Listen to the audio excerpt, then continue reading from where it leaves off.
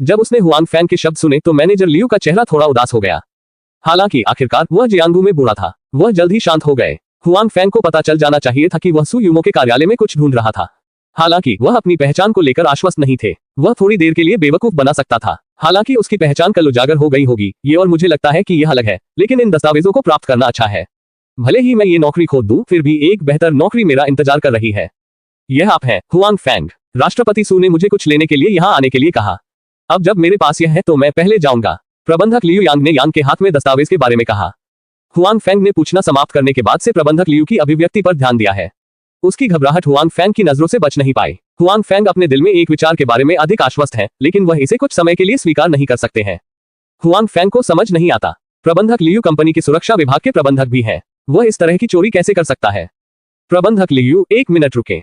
Huang Fang ने प्रबंधक Liu को खींच लिया जो बस जाने ही वाला था और कहा, मैं ये सुनिश्चित करने के लिए पहले श्री सू को फोन करूंगा। तुम्हारा मतलब क्या है हुआंग फैंग? तुम्हें संदेह है कि मैं झूठ बोल रहा हूँ? मैं यहाँ चोरी करने आया हूँ। मैनेजर लियू का चेहरा तुरंत बदल गया। पहले वाली सज्जनता एकदम गायब हो गई। इसके बजाय वह गुस्से से भरा हुआ था। हुआंग फैंग को गुस्सा नहीं आया, लेकिन फिर भी शांत रवैया बनाए रखा और कहा, प्रबंधक लियू, मैं भी इसके लिए जिम्मेदार हूँ। आप यहाँ इतनी देर से आए हैं और आपने लाइट चालू नहीं की है। बेशक ये है संदेहास्पद। यदि मैं कोई गलती करता हूँ तो मैं प्रबंधक लियू को सुधार करूंगा। मैं जल्दी में लाइट जलाना भूल गया और आपके पास महाप्रबंधक सू का फोन नंबर है, लियू ने समझाया। मैनेजर लियू का आखिरी सवाल अपमानजनक था। उसने सोचा कि हुआंग फैंग सिर्फ मजाक कर रहा था। वह एक छोटा सा सिक्योरिटी गार्ड था जो कुछ दिनों के लिए ही कंपनी में आया था। सू यूमो का फोन कैसे आ सकता है?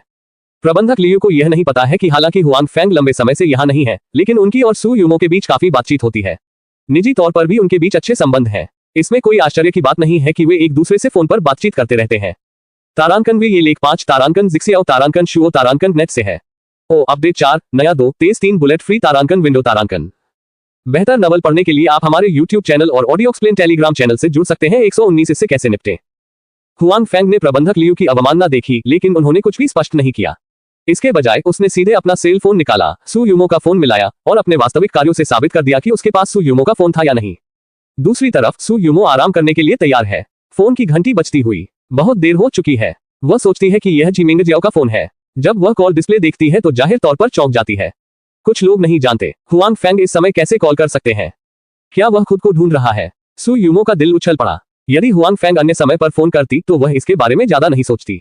हालांकि जब उसे बहुत देर हो गई तो उसने भी फोन किया। इसके अलावा उसके दिल में कुछ विचार थे। सू यूमो ने स्वाभाविक रूप से इसके बारे में बहुत सोचा। हालांकि कई विचार होने के बावजूद सू यूमो के हाथों की गति बिल्कुल भी धीमी नहीं है। जब फोन तीसरी बार बजता है तो वह पहले ही फोन कनेक्ट कर चुका होता है। हेलो हुआंग फैंग, फोन से सू यूमो की आवाज आई। हुआंग फैंग हैंड्स फ्री पर है, इसलिए सू यूमो की आवाज सबसे पहले प्रबंधक लियू ने सुनी और प्रबंधक लियू का चेहरा अचानक बदल गया। सू यूमो की आवाज उसे सुनाई नहीं देती। उसने कभी नहीं सोचा था कि एक छोटे सुरक्षा गार्ड हुआंग फैंग के पास वास्तव में सू यूमो का फोन नंबर था।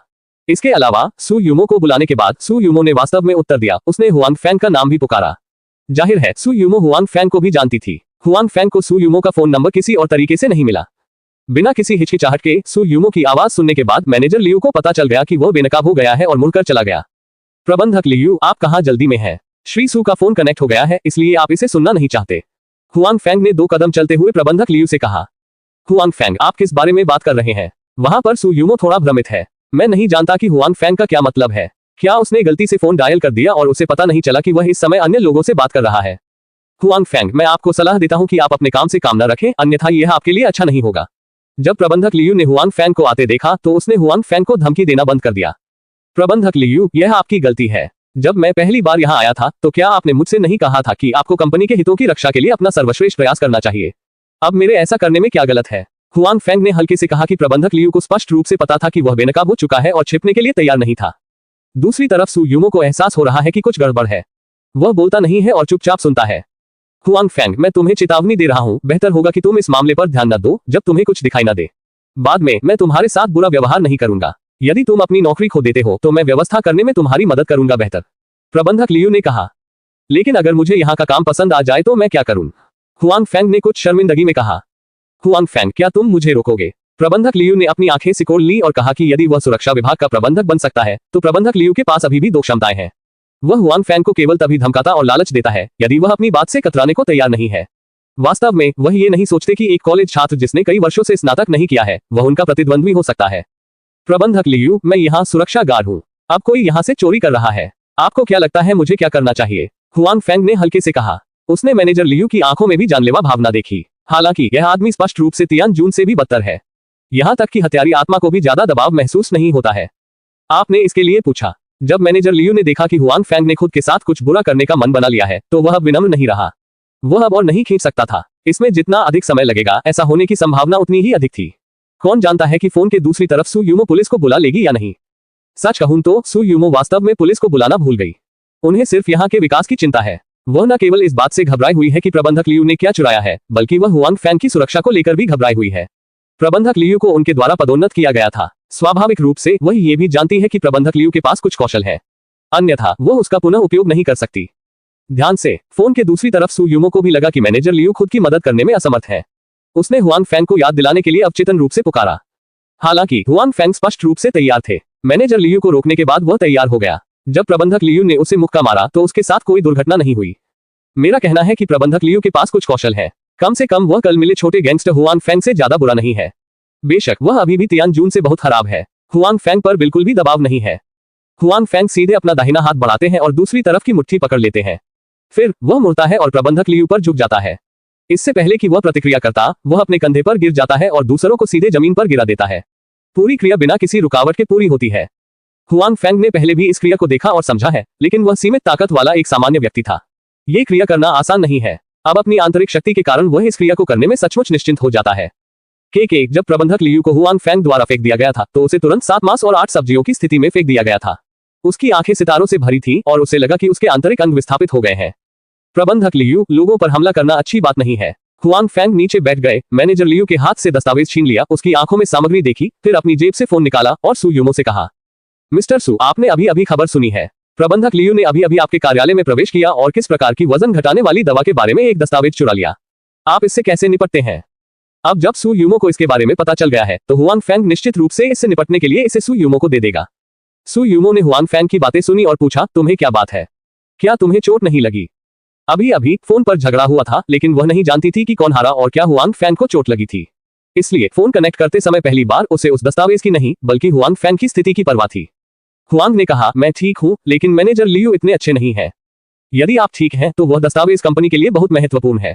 इस तरह मैं तुरंत कंपनी में जाऊंगा। आप पहले पुलिस को बुलाएं और मामला पुलिस द्वारा संभाल लिया जाएगा। सु यूमो ने कहा। ठीक है। हुआंग फेंग को कोई संदेह नहीं है। इस समय प्रबंधक लियू, जो जमीन पर पड़ा हुआ था और मृत होने का नाटक कर रहा था, अचानक उठा और भागने के लिए तैयार था। एक बार जब सु यूमो और पुलिस पहुंची तो उसे खत्म कर दिया गया। सब फिक्शन zp.co, तेज अपडेट, कम विज्ञापन। बेहतर नवल पढ़ने के लिए आप हमारे YouTube चैनल और ऑडियो एक्सप्लेन टेलीग्राम चैनल से जुड़ सकते हैं। 120 पुलिस स्टेशन भेजना। हुआंग फेंग ने उसे पकड़ने की जल्दी नहीं की, लेकिन वह मैनेजर लियू को देखकर मुस्कुराया जो उसके सामने से भाग गया था। उसके बाद मैनेजर लियू सीधे नीचे गिर गए, जैसे उन्हें किसी चीज से ठोकर लग गई हो। क्योंकि वह इतनी तेजी से दौड़ा था, वह बिना किसी तैयारी के बुरी तरह गिर गया, यहाँ तक कि हुआंग फेंग के गिरने से भी ज्यादा बुरी तरह। मैनेजर लियू जमीन पर चिल्लाया, आह! हुआंग फेंग ने उसकी आवाज सुनी। ऐसा लग रहा था जैसे उसने अभी अभी अपने सामने के दांत मुंह में डाले हों और उसके शब्द थोड़ी लीक से हटकर थे। प्रबंधक लियू, आप क्या कर रहे हैं? क्या आपने नहीं कहा कि आपने राष्ट्रपति सु को दस्तावेज प्राप्त करने में मदद की? अब आप क्या कर रहे हैं? हुआंग फेंग ने आगे बढ़कर पूछा। हुआंग फेंग, कृपया मुझे जाने दो। प्रबंधक लियू ने हुआंग फेंग की ओर देखा और कहा, वैसे भी आप भी मेरे द्वारा भर्ती किए गए हैं। इसके लिए आप मुझे जाने दे सकते हैं। बिल्कुल नहीं। हुआंग फेंग ने अपना सिर हिलाया और कहा, मैं बहुत आभारी हूं कि आप मुझे अंदर आमंत्रित कर सकते हैं, लेकिन अब श्री सुही हैं जो आपको पकड़ेंगे, मैं नहीं। अगर मैं आपको जाने दूं तो क्या मैं आपको धोखा नहीं दूंगा? मैं अपनी नौकरी नहीं खोना चाहता था क्योंकि यह मुझे आसानी से नहीं मिली। उद्धरण चिन्ह। ये ठीक है। जब तक आप मुझे जाने देंगे, हम इस दस्तावेज के साथ चले जाएंगे और हमारा भविष्य का जीवन निश्चित रूप से अब से बेहतर होगा। जब मैनेजर लियू ने हुआंग फेंग को देखा तो वह भावुक हो गए। इसके अलावा उन्होंने तुरंत पुलिस को फोन नहीं किया। उसने सोचा कि उसके पास एक मौका है। ऐसा कैसे हो सकता है कि तियानजियाओ समूह को अच्छा वेतन दिया गया है? मैंने पहले अन्य कंपनियों में काम किया है, उनमें से किसी को भी अच्छा भुगतान नहीं किया गया है। मैं यहाँ अपनी नौकरी नहीं खो सकता। मैनेजर लियू को खेद है, हुआंग फेंग ने उदास होकर कहा। हुआंग फेंग, जब तक मेरे पास ये दस्तावेज है मैं विकसित हो जाऊंगा। उसके बाद मैं निश्चित रूप से आपको धन्यवाद दूंगा और आपको पदोन्नत करूंगा। आपके लिए प्रबंधक बनना कोई समस्या नहीं है। यह अब एक सामान्य सुरक्षा गार्ड बनने से बेहतर है। प्रबंधक लियू ने जारी रखा। ऐसी कोई कंपनी कैसे हो सकती है? मैं सिर्फ एक सुरक्षा गार्ड हूं और मेरे पास कोई अन्य कौशल नहीं है। हालांकि मैं पदोन्नति और वेतन वृद्धि पाना चाहता हूं, लेकिन यह असंभव है, हुआंग फेंग ने कहा। शायद। क्या आप जानते हैं कि इस बार मुझे ये फाइल किसने चुराने दी? प्रबंधक लियू ने कहा। कोई फर्क नहीं पड़ता कि वह कौन है, मैं अपने काम को प्रभावित नहीं कर सकता। हुआंग फेंग ने परवाह न करने का नाटक किया।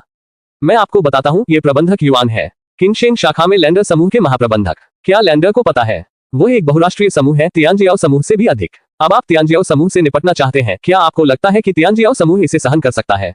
तियानजियाओ समूह बंद हो गया है और आपका काम खत्म हो गया है, प्रबंधक लियू ने कहा। लैंडो समूह का नाम सुनकर हुआंग फेंग की आंखों से यह निकल गया, लेकिन उन्होंने कुछ नहीं कहा। जब प्रबंधक लियू ने देखा कि हुआंग फेंग नहीं बोल रहा है, तो उसने सोचा कि वह लैंडर समूह के नाम से डर गया था और वह थोड़ा तिरस्कृत था। हालांकि उन्होंने आगे कहा, प्रबंधक युआन ने मुझसे वादा किया था कि जब तक मैं ये दस्तावेज उनके पास ले जाऊंगा तब तक वह मुझे उप महाप्रबंधक बने रहने देंगे। जब मैं उप महाप्रबंधक बन गया तो क्या आप मेरा अनुसरण करेंगे? क्या आपके साथ बुरा व्यवहार किया जाएगा? ये वर्तमान सुरक्षा से कई गुना अधिक होना चाहिए। प्रबंधक लियू, क्या आपका काम खत्म हो गया? हुआंग फेंग ने अचानक मैनेजर लियू को रोका और हल्के से कहा। मैनेजर लियू को इस बात पर यकीन नहीं है। चलो उसके बाद चलते हैं, हुआंग फेंग ने कहा। सुरक्षा कक्ष में जाओ और पुलिस की प्रतीक्षा करो, हुआंग फेंग ने कहा और पुलिस को फोन किया। आपने अभी क्या कहा? मैं बाद में पुलिस से बात करूंगा, इसे छिपाने की कोशिश मत करो, मैंने अभी इसे रिकॉर्ड किया है। प्रबंधक लियू अचानक पीला पड़ गया और उसे पता चला कि उसे हुआंग फेंग ने धोखा दिया है। हालांकि उन्होंने फिर भी कहा, हुआंग फेंग, तुम बिल्कुल भी नहीं चलते और पूरी जिंदगी एक छोटे सुरक्षा गार्ड बनना चाहते हो? हाँ, मैं बस एक छोटा सा सुरक्षा गार्ड बनना चाहता हूँ। मुझे लगता है कि सुरक्षा गार्डों का इंतजार करना बहुत अच्छा है, कुछ चीजें हैं और इलाज भी अच्छा है। अगर मेरे पास करने के लिए कुछ नहीं है तो मैं चोरों को पकड़ सकता हूँ, ये बहुत अच्छा है, हुआंग फेंग ने शांत चेहरे के साथ कहा। प्रबंधक लियू को कोई जानकारी नहीं है। हुआंग फेंग बिल्कुल भी नहीं हिलता, वो एक पराजित मुर्गे की तरह दिखता है और अपना सिर नीचे कर लेता है। हालांकि वो छोड़ना नहीं चाहता। हुआंग फेंग की ताकत इतनी महान है कि वो आसानी से उसे उठा लेता है और सुरक्षा कार्यालय में चला जाता है। हुआंग फेंग और प्रबंधक लियू के आगमन से भाई वांग जाग गए, जो सो रहे थे। भाई वांग शुरुआत में स्थिति से बाहर नहीं निकले। जब उसने मैनेजर लियू को देखा तो वो चौंक गया। प्रबंधक लियू, आप यहाँ क्यों हैं? भाई वांग ने ध्यान से पूछा। उसने सोचा कि प्रबंधक लियू ये देखने के लिए निरीक्षण करने आ रहा है कि कहीं वे आलसी तो नहीं है। जब उसने पूछना समाप्त किया तभी उसे कुछ गलत लगा। मैनेजर लियू की स्थिति बहुत दयनीय थी, उसके मुंह से अभी भी खून बह रहा था, उसका चेहरा बहुत सफेद हो गया था और वो मानसिक रूप से परेशान था। जब उसने उसे दिन में देखा तो वो इतना गर्व कैसे कर सकता था? उसने उससे बात करने पर ध्यान नहीं दिया। प्रबंधक हुआंग फेंग को क्या दिक्कत है? भाई वांग हुआंग फेंग के पास आए और धीमी आवाज में पूछा। प्रबंधक लियू अभी भी अंधे थे और उन्होंने उन्हें नहीं देखा था। ये खत्म हो गया है, हम नेतृत्व बदलने जा रहे हैं, हुआंग फेंग ने कंधे उचकाए और कहा। उसके बाद उन्होंने भाई वांग को बताया कि क्या हुआ। भाई वांग ने सुना और उसका मुंह इतना खुला था कि उसे जो कुछ भी सुना उस पर विश्वास नहीं हो रहा था। हालांकि इस समय प्रबंधक लियू की उपस्थिति और हुआंग फेंग के हाथ में दस्तावेजों को देखकर उन्हें इस तथ्य को स्वीकार करना पड़ा। हालांकि भाई वांग को कोई विशेष अनुभूति नहीं है, वह सुरक्षा विभाग का एक अनुभवी है, लेकिन प्रबंधक लियू के साथ उसका रिश्ता बिल्कुल वैसा ही है। जब प्रबंधक लियू पहले प्रबंधक नहीं बने तो दोनों के बीच संबंध ठीक है। वे दोनों छोटे सुरक्षा गार्ड हैं और बोल सकते हैं। हालांकि जब प्रबंधक लियू को पदोन्नत किया गया तो दूसरा पक्ष थोड़ा अहंकारी हो गया और दोनों के बीच संबंध बदल गए। इसलिए भाई वांग को बस थोड़ा अफसोस हुआ कि मैनेजर लियू को गिरफ्तार कर लिया गया, लेकिन वो बिल्कुल भी मदद नहीं करना चाहता। कुछ ही देर में पुलिस और सू यूमो आ गए। उसके बाद हुआंग फेंग और सू यूमो एक साथ पुलिस स्टेशन गए, जबकि भाई वांग ड्यूटी पर रहे। इस बच्चे का प्रमोशन नहीं होने वाला है ना? भाई वांग ने हुआंग फेंग की पीठ की ओर देखा और कहा कि हालांकि हुआंग फेंग लंबे समय तक नहीं आए, लेकिन इतनी जल्दी पदोन्नत होना संभव नहीं है। हालांकि महाप्रबंधक सू के साथ उनके अच्छे संबंध हैं। वह अक्सर महाप्रबंधक सू के साथ बाहर जाते रहते हैं। इसके अलावा उन्होंने आज इतना योगदान दिया है। यदि वह पदोन्नति पाना चाहता है तो यह असंभव नहीं है। कुछ समय के लिए भाई वांग हुआंग फेंग से ईर्ष्यालु थे, लेकिन वह उससे नफरत नहीं करते थे, क्योंकि हुआंग फेंग हमेशा एक आदमी थे और उनका बहुत सम्मान करते थे। वह उससे नफरत नहीं कर सकता था। क्या आप ठीक हैं? कार में सू यूमो ने चिंता से पूछा। वे दोनों सू यूमो की कार चलाकर पुलिस स्टेशन जा रहे थे। बेशक ड्राइवर अभी भी हुआंग फेंग था। बस में चढ़ने के बाद सू यूमो को अभी भी हुआंग फेंग के बारे में असहजता महसूस हुई और वह पूछने से खुद को नहीं रोक सकी। ये ठीक है, हालांकि वह थोड़ा कुशल है, लेकिन जाहिर तौर पर वह मेरा प्रतिद्वंद्वी नहीं है, हुआंग फेंग ने गर्व से कहा। भविष्य में जब आपका इस तरह का सामना हो तो सावधान रहें। पहले पुलिस को बुलाएं। यदि वह दीवार कूद गया तो आप खतरे में पड़ जाएंगे, सू यूमो ने कहा। हुआंग फेंग ने जवाब दिया। तारांकन वे ये लेख 5 तारांकन जिक्सियाओ तारांकन शुओ तारांकन नेट से है। अपडेट 4 नया 2 तेज 3 बुलेट फ्री तारांकन विंडो तारांकन। बेहतर नवल पढ़ने के लिए आप हमारे YouTube चैनल और ऑडियो एक्सप्लेन टेलीग्राम चैनल से जुड़ सकते हैं। 121 स्थानांतरित करने की तैयारी। जब वह कार में था, हुआंग फेंग ने मैनेजर लियू की बातें सू यूमो को बताई। सू यूमो ने सुनने के बाद वह बहुत आश्चर्यचकित नहीं हुआ। वास्तव में जब प्रबंधक युआन और अन्य लोगों ने उस दिन अपनी कंपनी छोड़ दी तो वह जानती थी कि दूसरा पक्ष आसानी से हार नहीं मानेगा और नई आहार गोलियों के बारे में कंपनी के दस्तावेज चुराना स्पष्ट रूप से एक अच्छा तरीका था। ये सिर्फ इतना है कि सू यूमो को यह उम्मीद नहीं थी कि मैनेजर लियू ने चुपचाप दूसरी पार्टी से संपर्क किया था और दूसरी पार्टी ने उसे पकड़ लिया था। यदि हुआंग फेंग आज यहाँ नहीं होते तो दस्तावेज खो गया होता। परिणाम बहुत गंभीर होते। उन्हें हाल ही में परेशानी का सामना करना पड़ा, यानी उन्हें वास्तव में चीजों को और भी खराब करना होगा। धन्यवाद, आपने फिर मेरी मदद की, सू यूमो ने कहा। अरे आप धन्यवाद क्यों कहते हैं? मैं एक सुरक्षा गार्ड हूँ, क्या मुझे ऐसा नहीं करना चाहिए? हुआंग फेंग ने कहने की परवाह नहीं की, सामने की ओर देखते हुए, यहाँ तक कि सू यूमो की ओर भी नहीं देखा। सू यूमो लंबे समय से हुआंग फेंग के पार्श्व चेहरे को देख रहा था। जब हुआंग फेंग को कुछ नजर आता है और वह उसे देखने के लिए अपना सिर घुमाना चाहती है तो वह अपनी आंखें घुमाती है और फिर विषय बदल देती है। हालांकि मेरे दिल में हुआंग फेंग की भावना फिर से बदल गई है। मैं हुआंग फेंग को लंबे समय से नहीं जानता हूँ। हालांकि हुआंग फेंग ने कई बार अपनी मदद की है। क्या वह उसके जीवन का सबसे महत्वपूर्ण व्यक्ति है? जब हुआंग फेंग और सू यूमो पुलिस स्टेशन पहुंचे तब कोई जल्दी नहीं थी। पुलिस ने हुआंग फेंग को एक रिकॉर्ड बनाने के लिए कहा। क्योंकि हुआंग फेंग के पास एक रिकॉर्ड था, यह आसान था। रिकॉर्ड के बाद वह वापस जा सके। जहां तक मैनेजर लियू का सवाल है, वह केवल पुलिस स्टेशन में ही रह सकता है।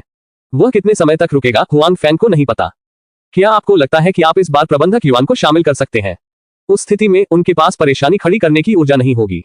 वापस जाते समय हुआंग फेंग ने मुस्कुराते हुए कहा, यह मुश्किल है। सू यूमो को पता है कि क्या हो रहा है, केवल प्रबंधक लियू के शब्दों से यह बताना मुश्किल है कि उसके उपनाम युआन के साथ क्या हो रहा है। आखिरकार कोई सबूत नहीं है, प्रबंधक लियू के शब्दों का केवल एक पक्ष है। हुआंग फेंग ने सिर हिलाया। वह वास्तव में जानता था कि यह बहुत कठिन था। जब तक प्रबंधक युआन का प्रबंधक लियू से कोई लेना देना नहीं है, तब तक उसके लिए दुर्घटना होना बहुत मुश्किल होगा और प्रबंधक युआन को इससे कोई लेना देना नहीं छोड़ना चाहिए था। प्रबंधक लियू एकमात्र ऐसा व्यक्ति था जो मूर्ख था और दूसरों पर मोहित था। हुआंग फेंग ने उस समय रिकॉर्ड किया था, लेकिन वह दूसरे पक्ष को सीधे दंडित नहीं करना चाहता था। वह सिर्फ ये जानना चाहता था कि दूसरा पक्ष कौन था और साथ ही प्रबंधक लियू के अपराध को कम कर दिया ताकि वह बच न जाए। कार अभी भी कंपनी में वापस जाती है। हुआंग फेंग आज रात ड्यूटी पर होंगे। हालांकि मैनेजर लियू के साथ कुछ गड़बड़ है, फिर भी इस शिफ्ट में ड्यूटी पर होना जरूरी है। भाई वांग अकेले नहीं हो सकते। सू यूमो ने इसे समझा, लेकिन जब वह चला गया तो उसने मुस्कुराते हुए कहा, बेहतर होगा कि आप ड्यूटी पर रहें। शायद भविष्य में ऐसा मौका नहीं मिलेगा। नहीं, तुम मुझे नहीं चलाओगे? हुआंग फेंग ने पूछा। उसने वास्तव में सोचा कि सू यूमो उसके घर में हुई घटना के कारण थी। आखिरकार हुआंग फेंग लंबे समय से इसके बारे में चिंतित थे, ये सोचकर कि सू यूमो कैसे जवाबी कार्रवाई करेगी। आपने मुझसे वादा किया था कि आप मुझे ड्राइव नहीं करेंगे। हुआंग फेंग ने पूछा कि हालांकि उसे आज सुबह कुछ पैसे मिले, लेकिन वह जाना नहीं चाहता था। जैसा कि उन्होंने कहा, यहाँ सुरक्षा गार्ड बनना ठीक है और इससे कोई लेना देना नहीं है। वह वास्तव में जाने के लिए अनिच्छुक है। सू यूमो ने उसे ब्लश और सफेद लुक दिया। जाहिर है उसने उस दिन उसके घर पर कही गई बात के बारे में सोचा। हाँ, तो मैं तुम्हें नौकरी से निकाल दूंगा। हाँ। उसके बाद हुआंग फेंग ने चाहे कुछ भी कहा हो, वह पहले ही जा चुका है। जो महिला बोलती है वह बोलने वाली महिला नहीं है। हुआंग फेंग दूर खड़ी कार की ओर बड़बड़ाते हुए बोली, लेकिन तुरंत उसे लगा कि उसने हाल ही में कुछ भी गलत नहीं किया है। अगर उसे अपनी कार खुद चलानी होती तो वह काफी समय तक कार चलाती और आज तक इंतजार नहीं करती। अब उनके बीच रिश्ते पहले से बेहतर है। हुआंग फेंग, जो समझ नहीं सका, ऊपर चला गया। भाई वांग इस समय सोए नहीं थे, लेकिन कार्यालय में स्तब्ध थे। हुआंग फेंग को आते देख वह आश्चर्यचकित रह गया। आप वापस कैसे आए? भाई वांग ने पूछा। बेशक, मैं वापस आ रहा हूँ। क्या मैं आज रात की पाली में हूँ? आप भाई वांग को अकेला नहीं छोड़ सकते। हुआंग फेंग ने मुस्कुराते हुए कहा। राष्ट्रपति सू के बारे में क्या? कंपनी में वापस आने में बहुत देर हो चुकी है, हुआंग फेंग ने कहा। भाई वांग ने सिर हिलाया। वैसे मैनेजर लियू कैसे हैं? मैं और क्या कर सकता हूँ? पुलिस स्टेशन में रहो, लेकिन अगर मैं वापस आऊंगा तो भी सू उसे नहीं चाहेगी। हुआंग फेंग ने कहा, यह निश्चित है, प्रबंधक लियू ने ऐसा काम किया है। सू यूमो केवल उसे दोषी ठहरा सकते हैं। भाई वांग ने हुआंग फेंग की ओर देखा और गहरी मुस्कान के साथ कहा, प्रबंधक लियू चले गए हैं और मैं चाहता हूं कि आप भविष्य में हमारा और अधिक ख्याल रखें। मुझे, हुआंग फेंग ने आश्चर्य से कहा, मुझे नहीं पता कि मैं यहाँ रह सकता हूँ या नहीं। जाहिर है हुआंग फेंग ने सू यूमो के शब्दों के बारे में पहले सोचा था। शायद सू यूमो उसे जल्दी खोल देगी। तुम नहीं जाओगे? भाई वांग ने निश्चित रूप से कहा। कौन जानता है, हुआंग फेंग ने कहा कि उनके लिए भाई वांग को अपने और सू यूमो के बीच की गलतफहमी को समझाना आसान नहीं था, इसलिए उन्होंने सोचा कि भाई वांग उनकी बात को समझ नहीं पाएंगे। उसके बाद वे ड्यूटी पर चले गए, लेकिन और कुछ नहीं हुआ। सब कुछ सामान्य था। जब सुबह हुई और अन्य सुरक्षा गार्ड कार्यभार संभालने आए तो हुआंग फेंग और भाई वांग ने सफाई की और आराम के लिए घर जाने की तैयारी की। बेशक भाई वांग आराम के लिए घर जाना चाहते थे। हुआंग फेंग रात में खुद अभ्यास कर रहे थे, इसलिए हालांकि उन्हें नींद नहीं आई, लेकिन उनकी आत्मा उतनी ही अच्छी थी। हालांकि हुआंग फेंग निश्चित रूप से यहाँ नहीं रहना चाहता अगर उसे काम पर नहीं जाना है और भुगतान नहीं करना है। इसके अलावा उसे आज भी कुछ करना है। चल रहा है, हुआंग फेंग आज यही करने जा रहा है। हालांकि उसने कल घर की देखभाल की थी, लेकिन उसे तियान जून की बहन से समस्या थी, जिससे स्वाभाविक रूप से घर में देरी हुई। हुआंग फेंग इसे आज ही करना चाहते थे, इसलिए उन्हें हर समय स्टोरेज बॉक्स के बारे में चिंता करने की जरूरत नहीं थी। भंडारण बॉक्स के बारे में सोचकर हुआंग फेंग उत्साहित हो गया। उसे नहीं पता था कि उसने कल रात अपने लिए कोई नई चीज बदली है या नहीं। हालांकि अब उसे जो करना था वह नए घर की स्थिति देखने के लिए फील्ड सेना से संपर्क करना था। वहां तियान जून ने उन्हें बताया कि सभी औपचारिकताएं पूरी हो चुकी हैं। जब तक उसने पैसे चुकाए वह अंदर जा सकता था। हुआंग फेंग बहुत खुश था। उन्होंने सीधे पैसा मंगाया और साल की पहली छमाही के लिए इसे किराए पर ले लिया। ये पुष्टि करने के बाद कि घर में कोई समस्या नहीं है, हुआंग फेंग अपने पूर्व निवास पर वापस जाता है और चीजों को वहां ले जाता है। तियान जून चाबी लेगा और नए निवास में उसका इंतजार करेगा। जब हुआंग फैंग अपने निवास पर लौटा तो अन्य सभी किराएदार काम पर चले गए। उनमें से कोई भी काम पर नहीं गया और हुआंग फैंग को कोई परवाह नहीं थी। यद्यपि वे यहाँ लंबे समय तक रहे थे, फिर भी उनका किसी भी चीज से कोई गहरा संबंध नहीं था। भले ही वो दूर चला गया हो, उसे उन्हें जानने की जरूरत नहीं थी। सब फिक्शन ZP.co तेज अपडेट, कम विज्ञापन, बेहतर नॉवल पढ़ने के लिए आप हमारे YouTube चैनल और ऑडियो एक्सप्लेन टेलीग्राम चैनल से जुड़ सकते हैं। 122 खेलों की दुनिया। हुआंग फैंग अपने कमरे में वापस गया और सबसे पहले भंडारण बॉक्स की जांच की। हालांकि कुछ भी नया सामने नहीं आया। हुआंग फैंग निराश था, लेकिन वो इसे स्वीकार कर सकता था। बाद आप सामान पैक करना शुरू करें। हुआंग फैंग के पास ज्यादा चीजें नहीं है, यहाँ तक कि कपड़े भी नहीं, इसलिए उन्हें पैक करने में ज्यादा परेशानी नहीं होती। उसके पास सामान रखने के लिए एक सूटकेस है और यह भंडारण बॉक्स ही काफी है। ठीक है, मैं कई वर्षों तक जीवित रहा और अंततः चला गया। सफाई करते समय हुआंग फैंग बुदबुदाया। हालांकि इस जगह के प्रति उनके मन में ज्यादा पुरानी यादें नहीं है। अगर उसके पास ज्यादा पैसे नहीं होते तो वह कहीं और चला जाता। आखिर यह एक पुराना घर है। दीवार पर कई जगह दरारें आ गई हैं। बरसात के दिनों में हालांकि यह लीक नहीं होगा, लेकिन दीवार से बहुत सारा पानी रिस जाएगा। इसके अलावा वहां बहुत सारे कीड़े मकोड़े भी हैं, खासकर अब गर्मियों के कारण बहुत सारी मक्खियां और मच्छर हैं। मच्छर भगाने वाली धूप एक जरूरी चीज है। हालांकि प्रभाव यह है कि कुछ तो है, लेकिन बहुत अधिक नहीं। रात को सोते समय कान में हमेशा भनभनाहट होती रहती है। इससे पहले हुआंग फैंग काम से थक जाने पर सो जाते थे। फिर आंतरिक कौशल और जादू प्राप्त करने के बाद उसे हर रात अभ्यास करना होता है। ये मच्छर एक समस्या बन गए हैं। वे अक्सर उसका ध्यान भटकाते हैं, यही एक कारण है कि उसे दूर जाना पड़ता है। जब हुआंग फैंग सफाई कर रहा था तब भी उसके कान में मच्छरों की भिनभिनाहट सुनाई दे रही थी। हुआंग फैंग मुस्कुराई, यहाँ उड़ते रहो, मैं भविष्य में तुम्हारा साथ नहीं दूंगा। मच्छर स्पष्ट रूप से हुआंग फैंग के शब्दों को नहीं समझ सकते। वे अब भी हर जगह उड़ रहे हैं। एक मच्छर को स्टोरेज बॉक्स के पास उड़ने में देर नहीं लगी। स्टोरेज बॉक्स के किनारे एक छोटा सा गैप है। इस मामले में जब हुआंग फैंग ने इसे खरीदा तो उसने पाया कि जब वह उस दिन वापस आया तब भी उसे दरार से खरोंच लगी थी और खून बचा हुआ था।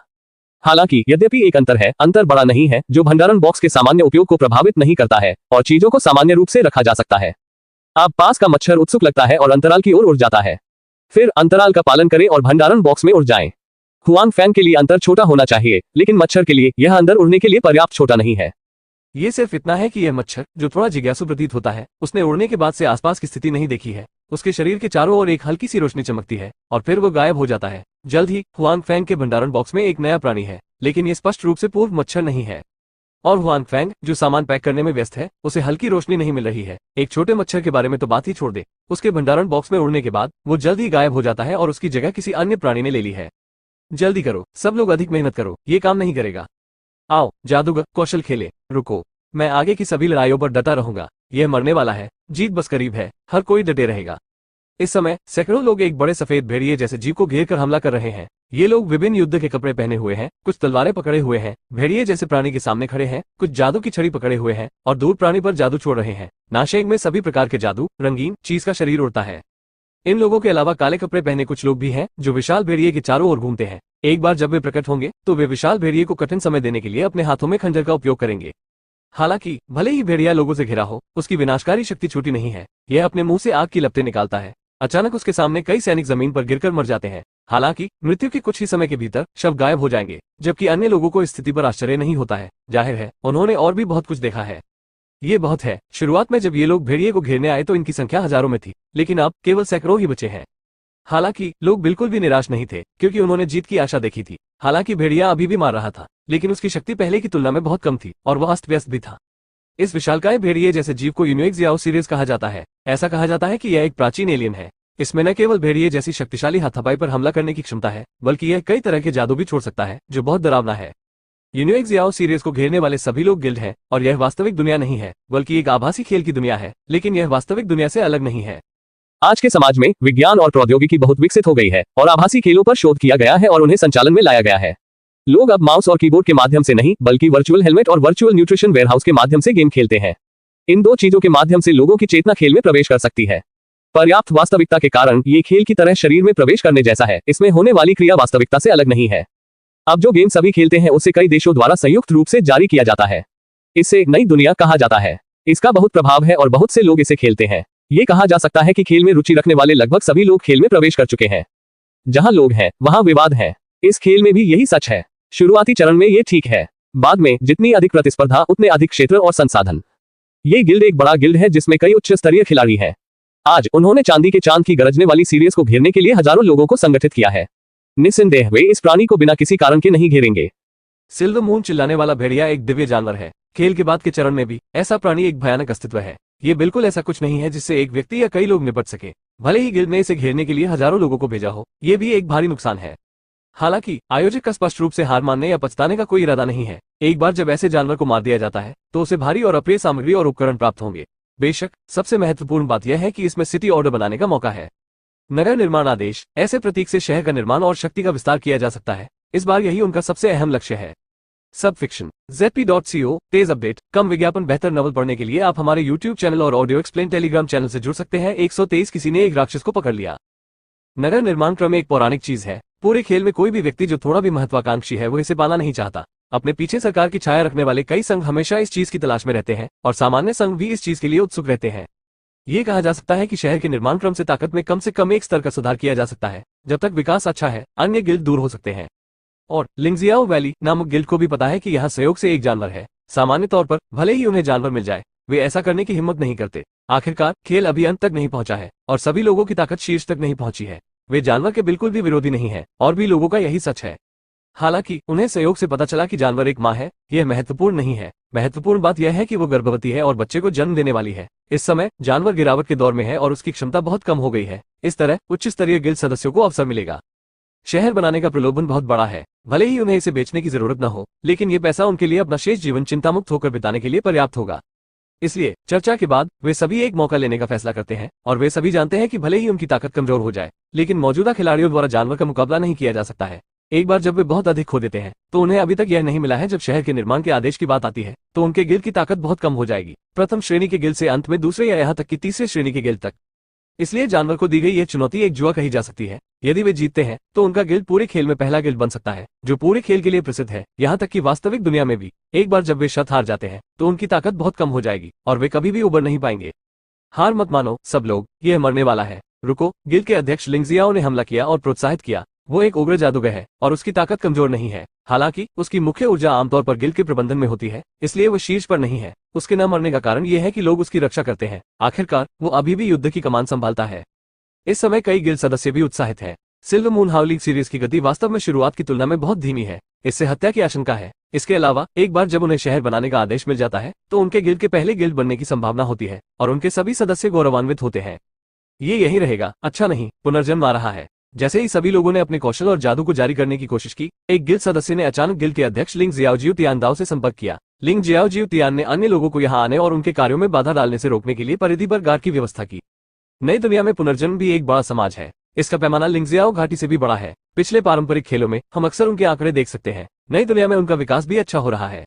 हालांकि जब लिंगजियाओ ने पुनर्जन्म वाले लोगों को आते हुए सुना तो वो भौचक्का रह गया। यदि यह सहयोग नहीं है तो उसने अवश्य समाचार सुना होगा और जानता होगा कि वो और अन्य लोग ओएसएस से लड़ रहे हैं, लेकिन ये यहाँ बहुत दूर है। दूसरे पक्ष को सहयोगवश वहां से नहीं गुजरना चाहिए था, इसलिए केवल एक ही संभावना बची है। उनमें से कितने आए हैं? लिंगजियाओ ने 9 दिन बाद पूछा। लगभग कुछ 100 लोग, आदमी ने कहा। आपको उन्हें वहीं रोकने की पूरी कोशिश करनी चाहिए। ये केवल 10 मिनट है, हमें यकीन है कि यह यहीं पर है। लिंगजियाओ ज्यूटियन अपने सामने चांदी के चांद सीरीज को चिल्लाते हुए देखता है। वो अपने अधीनस्थों से कहता है कि यदि वो इस समय हार मानना चाहता है तो जाहिर तौर पर वो ऐसा नहीं करना चाहता। वो पहले ही इतना भुगतान कर चुका है। उसने बहुत सारे जादुई हथियारों और गोलियों का इस्तेमाल किया है। अगर वो हार मान लेता है तो यह अफसोस की बात है। ये बिल्कुल भारी क्षति है। ठीक है, यह अंदर होगा। उस व्यक्ति को कहना चाहिए कि वो परिधि पर अकेला नहीं है और भी दर्जनों सदस्य हैं। हालांकि वे सैकड़ों अन्य लोगों को नहीं हरा सकते। आखिरकार दूसरी पार्टी की ताकत कमजोर नहीं है। अब संख्या अभी भी प्रभावी है और वे जीत नहीं सकते। हालांकि दूसरे पक्ष को 10 मिनट तक रोके रखना असंभव नहीं है। क्या सिर झुकाना असंभव नहीं है? आप यहाँ क्यों हैं? लिंगजियाओ घाटी के लोग एक दूसरे का स्वागत करते हैं, विनम्रता से कहा। दूसरे पक्ष का नेता पुनर्जन्म के पहले विशिष्ट समूह का नेता होता है। वो एक मशहूर विशेषज्ञ भी है। वो के में अच्छा है और क को पसंद करता है। पहला विशिष्ट समूह पूरे पुनर्जन्म में सबसे मजबूत है। इसमें पुनर्जन्म के सभी शीर्ष विशेषज्ञ एकत्र हुए हैं। इसलिए जब वो दूसरे पक्ष को देखता है तो लिंगजियाओ वैली का सदस्य मदद नहीं कर सकता, लेकिन डूब जाता है और पाता है कि उसके पास सच हो सकता है। 10 मिनट तक टिकने का कोई रास्ता नहीं है। दूर जाओ, वो संसार उसे देखे बिना आगे बढ़ना नहीं चाहता। ठीक है, हम गिल्ड का नेतृत्व नहीं कर सकते। हमारा अध्यक्ष हमारे सामने गतिविधियों को अंजाम देने के लिए गिल्ड के अन्य सदस्यों का नेतृत्व कर रहा है। यह क्षेत्र अस्थायी रूप से हमारे द्वारा कवर किया गया है। असंभव के सामने आदमी ने कहा। खेल को खचाखच भरा होना भी बहुत आम बात है, खासकर उन संघों के लिए जो अक्सर ऐसा करते हैं, और पुनर्जन्म ने भी ऐसा किया है। बेशक मुझे पता है कि आप सबसे आगे हैं। मैं आपकी तलाश कर रहा हूँ। पुनर्जन्म नहीं कहा जा सकता। हमारे राष्ट्रपति को अभी कुछ करना है, इसलिए हम कुछ समय तक नेता का इंतजार नहीं कर सकते, आदमी ने कहा था। मुझे पता है कि आपका कप्तान क्या कर रहा है। मैं अब अंदर जा रहा हूँ। क्या आप मुझे रोकेंगे? पुनर्जन्म में एक दूसरे को उत्तेजित दृष्टि से नहीं देख सकते। वो एक हिंसक व्यक्ति हुआ करता था, लेकिन अब उसके पास एक कार्य है, इसलिए वो और भी असभ्य हो गया है। पुनर्जन्म लेने वाले लोग अनजाने में ये भी जानते हैं कि लिंगजियाओ घाटी के लोग जानवर जियाओ सीरीज को धकेल रहे हैं। लिंगजियाओ ज्यूटियन स्वाभाविक रूप से गोपनीयता कार्य के महत्व को जानते हैं, लेकिन अंततः ये लीक हो जाता है। आखिरकार बहुत सारे लोग हैं जो इस समय आगे बढ़ रहे हैं। रहस्य रखना सचमुच कठिन है। हालांकि ये प्रभाव रहित नहीं है। हालांकि पुनर्जन्म वाले लोगों को अंततः समाचार पता चलता है। जब उन्हें समाचार मिलता है तो वे लिंगजियाओ घाटी में लगभग लड़ चुके होते हैं। पुनर्जन्म लेने वाले लोग अधिक लोगों को इकट्ठा करने के लिए बहुत देर हो चुकी है। बस इस जगह के पास पुनर्जन्म लोगों को पहले नहीं ला सकते। लिंगजियाओ घाटी के व्यक्ति ने और कुछ नहीं कहा। इसके बजाय उसने अपने संघ को अपने पीछे खड़े होने का संकेत दिया, जो स्पष्ट था। पुनर्जन्म अपने होठों को चाट नहीं सकता। उसकी आंखों में खून की प्यासी रोशनी है। फिर हाथ हिलाकर वो जिन लोगों को लाता है वे सभी प्रकार के कौशल वाले होते हैं और लिंगजियाओ घाटी में लगभग एक ही समय में गतिविधियां होती हैं। जाहिर है दोनों तरफ के लोग एक दूसरे से बचाव करते रहे हैं। इस समय वे इसे लगभग एक ही समय पर करते हैं। सब फिक्शन ZP.co तेज अपडेट, कम विज्ञापन, बेहतर नॉवल पढ़ने के लिए आप हमारे YouTube चैनल और ऑडियो एक्सप्लेन टेलीग्राम चैनल से जुड़ सकते हैं। 124 आपको लूटने के बारे में है। कौशल का जादू पूरे आकाश में उड़ रहा है और विस्फोट की आवाज लगातार सुनाई दे रही है। भव्य जादू पूरे क्षेत्र को चमका देगा। हालांकि भव्य जादू के तहत इसका अर्थ अक्सर मृत्यु होता है। लिंगजियाओ घाटी और पुनर्जन्म दोनों में लोग लगातार मरने लगे हैं। हालांकि तुलनात्मक रूप से कहें तो लिंगजियाओ घाटी में अधिक लोग मर रहे हैं और गति तेज है। आखिरकार पुनर्जन्म वाले लोग वहां के कुलीन लोग हैं। वे उच्च स्तरीय, अच्छी तरह से सुसज्जित हैं और उनमें लड़ने की मजबूत क्षमता है। इसके अलावा वे सभी पीके के शौकीन हैं और इसमें अच्छे हैं। इसके अलावा बड़ी संख्या में लोग मौजूद हैं, इसलिए लिंगजियाओ घाटी के सभी लोगों की मृत्यु की भविष्यवाणी की जा सकती है। बेशक लिंगजियाओ घाटी के लोगों के हताश प्रतिरोध ने अच्छे परिणाम प्राप्त किए हैं, कुछ समय की देरी की है और पुनर्जन्म में कई लोगों की मृत्यु का कारण भी बना है और उनकी बहुत सारी दवाओं का सेवन किया है। जाओ पुनर्जन्म पूरे मैदान में लाशों को नहीं देख सकता। उसका चेहरा उदास है। उन्हें उम्मीद नहीं थी कि इन लोगों ने वास्तव में एक एक करके मरने का फैसला किया है, जिससे उन्हें नुकसान भी हुआ। वो इसमें लिंगजियाओ 9 दिन के लोगों से नहीं डरता। आखिरकार दूसरी पार्टी का नंबर अब लगभग खत्म हो जाना चाहिए। हालांकि उन्हें चांदी के चांद की गरजने वाली सीरीज पर भी विचार करना चाहिए। इस बार वे लिंगजियाओ घाटी को यूं ही नष्ट नहीं करेंगे। वे मालिक को भी पकड़ लेंगे, मार डालेंगे और शहर के निर्माण का आदेश प्राप्त कर लेंगे। पुनर्जन्म के लोगों ने तेजी से प्रवेश किया और लिंगजियाओ ज्यूटियन और इसमें मौजूद अन्य लोगों को भी जानकारी प्राप्त हुई और पुनर्जन्म आया। सैनिक नफरत को रोकते हैं। अन्य फिलहाल भेड़िए पर हमला न करें। लिंगजियाओ ज्यूटियन ने निर्णायक रूप से कहा कि इस समय उनका दुश्मन न केवल उनके सामने विशाल भेड़िया है, बल्कि पुनर्जन्म वाले लोग भी हैं जो उनके पीछे आ रहे हैं। तुलनात्मक रूप से कहें तो भेड़िया अब मर रहा है। इसे मारना केवल समय की बात है। लिंगजियाओ घाटी का सबसे बड़ा दुश्मन अब पीछे से पुनर्जन्म लेने वाले लोग हैं। वे लोग अच्छे इरादे वाले नहीं हैं। 9 दिन राष्ट्रपति, ऐसा लगता है कि आप बहुत व्यस्त हैं। क्या आपको मदद की जरूरत है? संसार को लोगों को इस बॉस तक लाने में अधिक समय नहीं लगा। उसने देखा कि विशाल भेड़िया अभी भी वहां था और वह लगभग चला गया था। उसे राहत मिली। अब जब तक लिंगजियाओ घाटी के लोगों का समाधान हो जाता है, विशाल भेड़िए और उसके द्वारा लाए गए लोगों को कोई समस्या नहीं होनी चाहिए। मैं सिर नहीं झुका सकता। हम यहाँ की समस्याओं का समाधान कर सकते हैं, इसलिए हमें आपकी सहायता की आवश्यकता नहीं है, लिंगजियाओ ने अपने आदमियों को सतर्क करते हुए कहा। 9 दिन लंबा है। हमें कोई तेज चाल चलने की जरूरत नहीं है। इस तरह हमें इस विशाल भेड़िए का पुनर्जन्म लेने की जरूरत है। अपने लोगों को ले जाओ और चले जाओ। हम तुम्हें शर्मिंदा नहीं करेंगे। पुनर्जन्म लिंगजियाओ घाटी के लोगों को नहीं देख सकता। वो धीरे धीरे विशाल भेड़िए पर हमला कर रहा है। उसे किसी भी दुर्घटना का डर रहता है, इसलिए वो देर करने की योजना नहीं बनाता। हमें सबसे पहले ये बॉस मिला और ये लगभग पूरा हो चुका है। क्या नेता बॉस को लूट नहीं सकता? लिंगजियाओ ने उदास चेहरे के साथ कहा। ये सिर्फ तुम्हें लूट रहा है। ठीक है, क्रोधी योद्धा द्वारा पुनर्जन्म को नहीं रोका जा सकता, लेकिन इसे रोका नहीं जा सकता। जाहिर है वह भी ऐसा ही सोचते हैं। उसके यहाँ आने का उद्देश्य क्या है? मेरा मानना है कि दूसरा पक्ष भी जानता है। दूसरा पक्ष बस समय की देरी कर रहा है।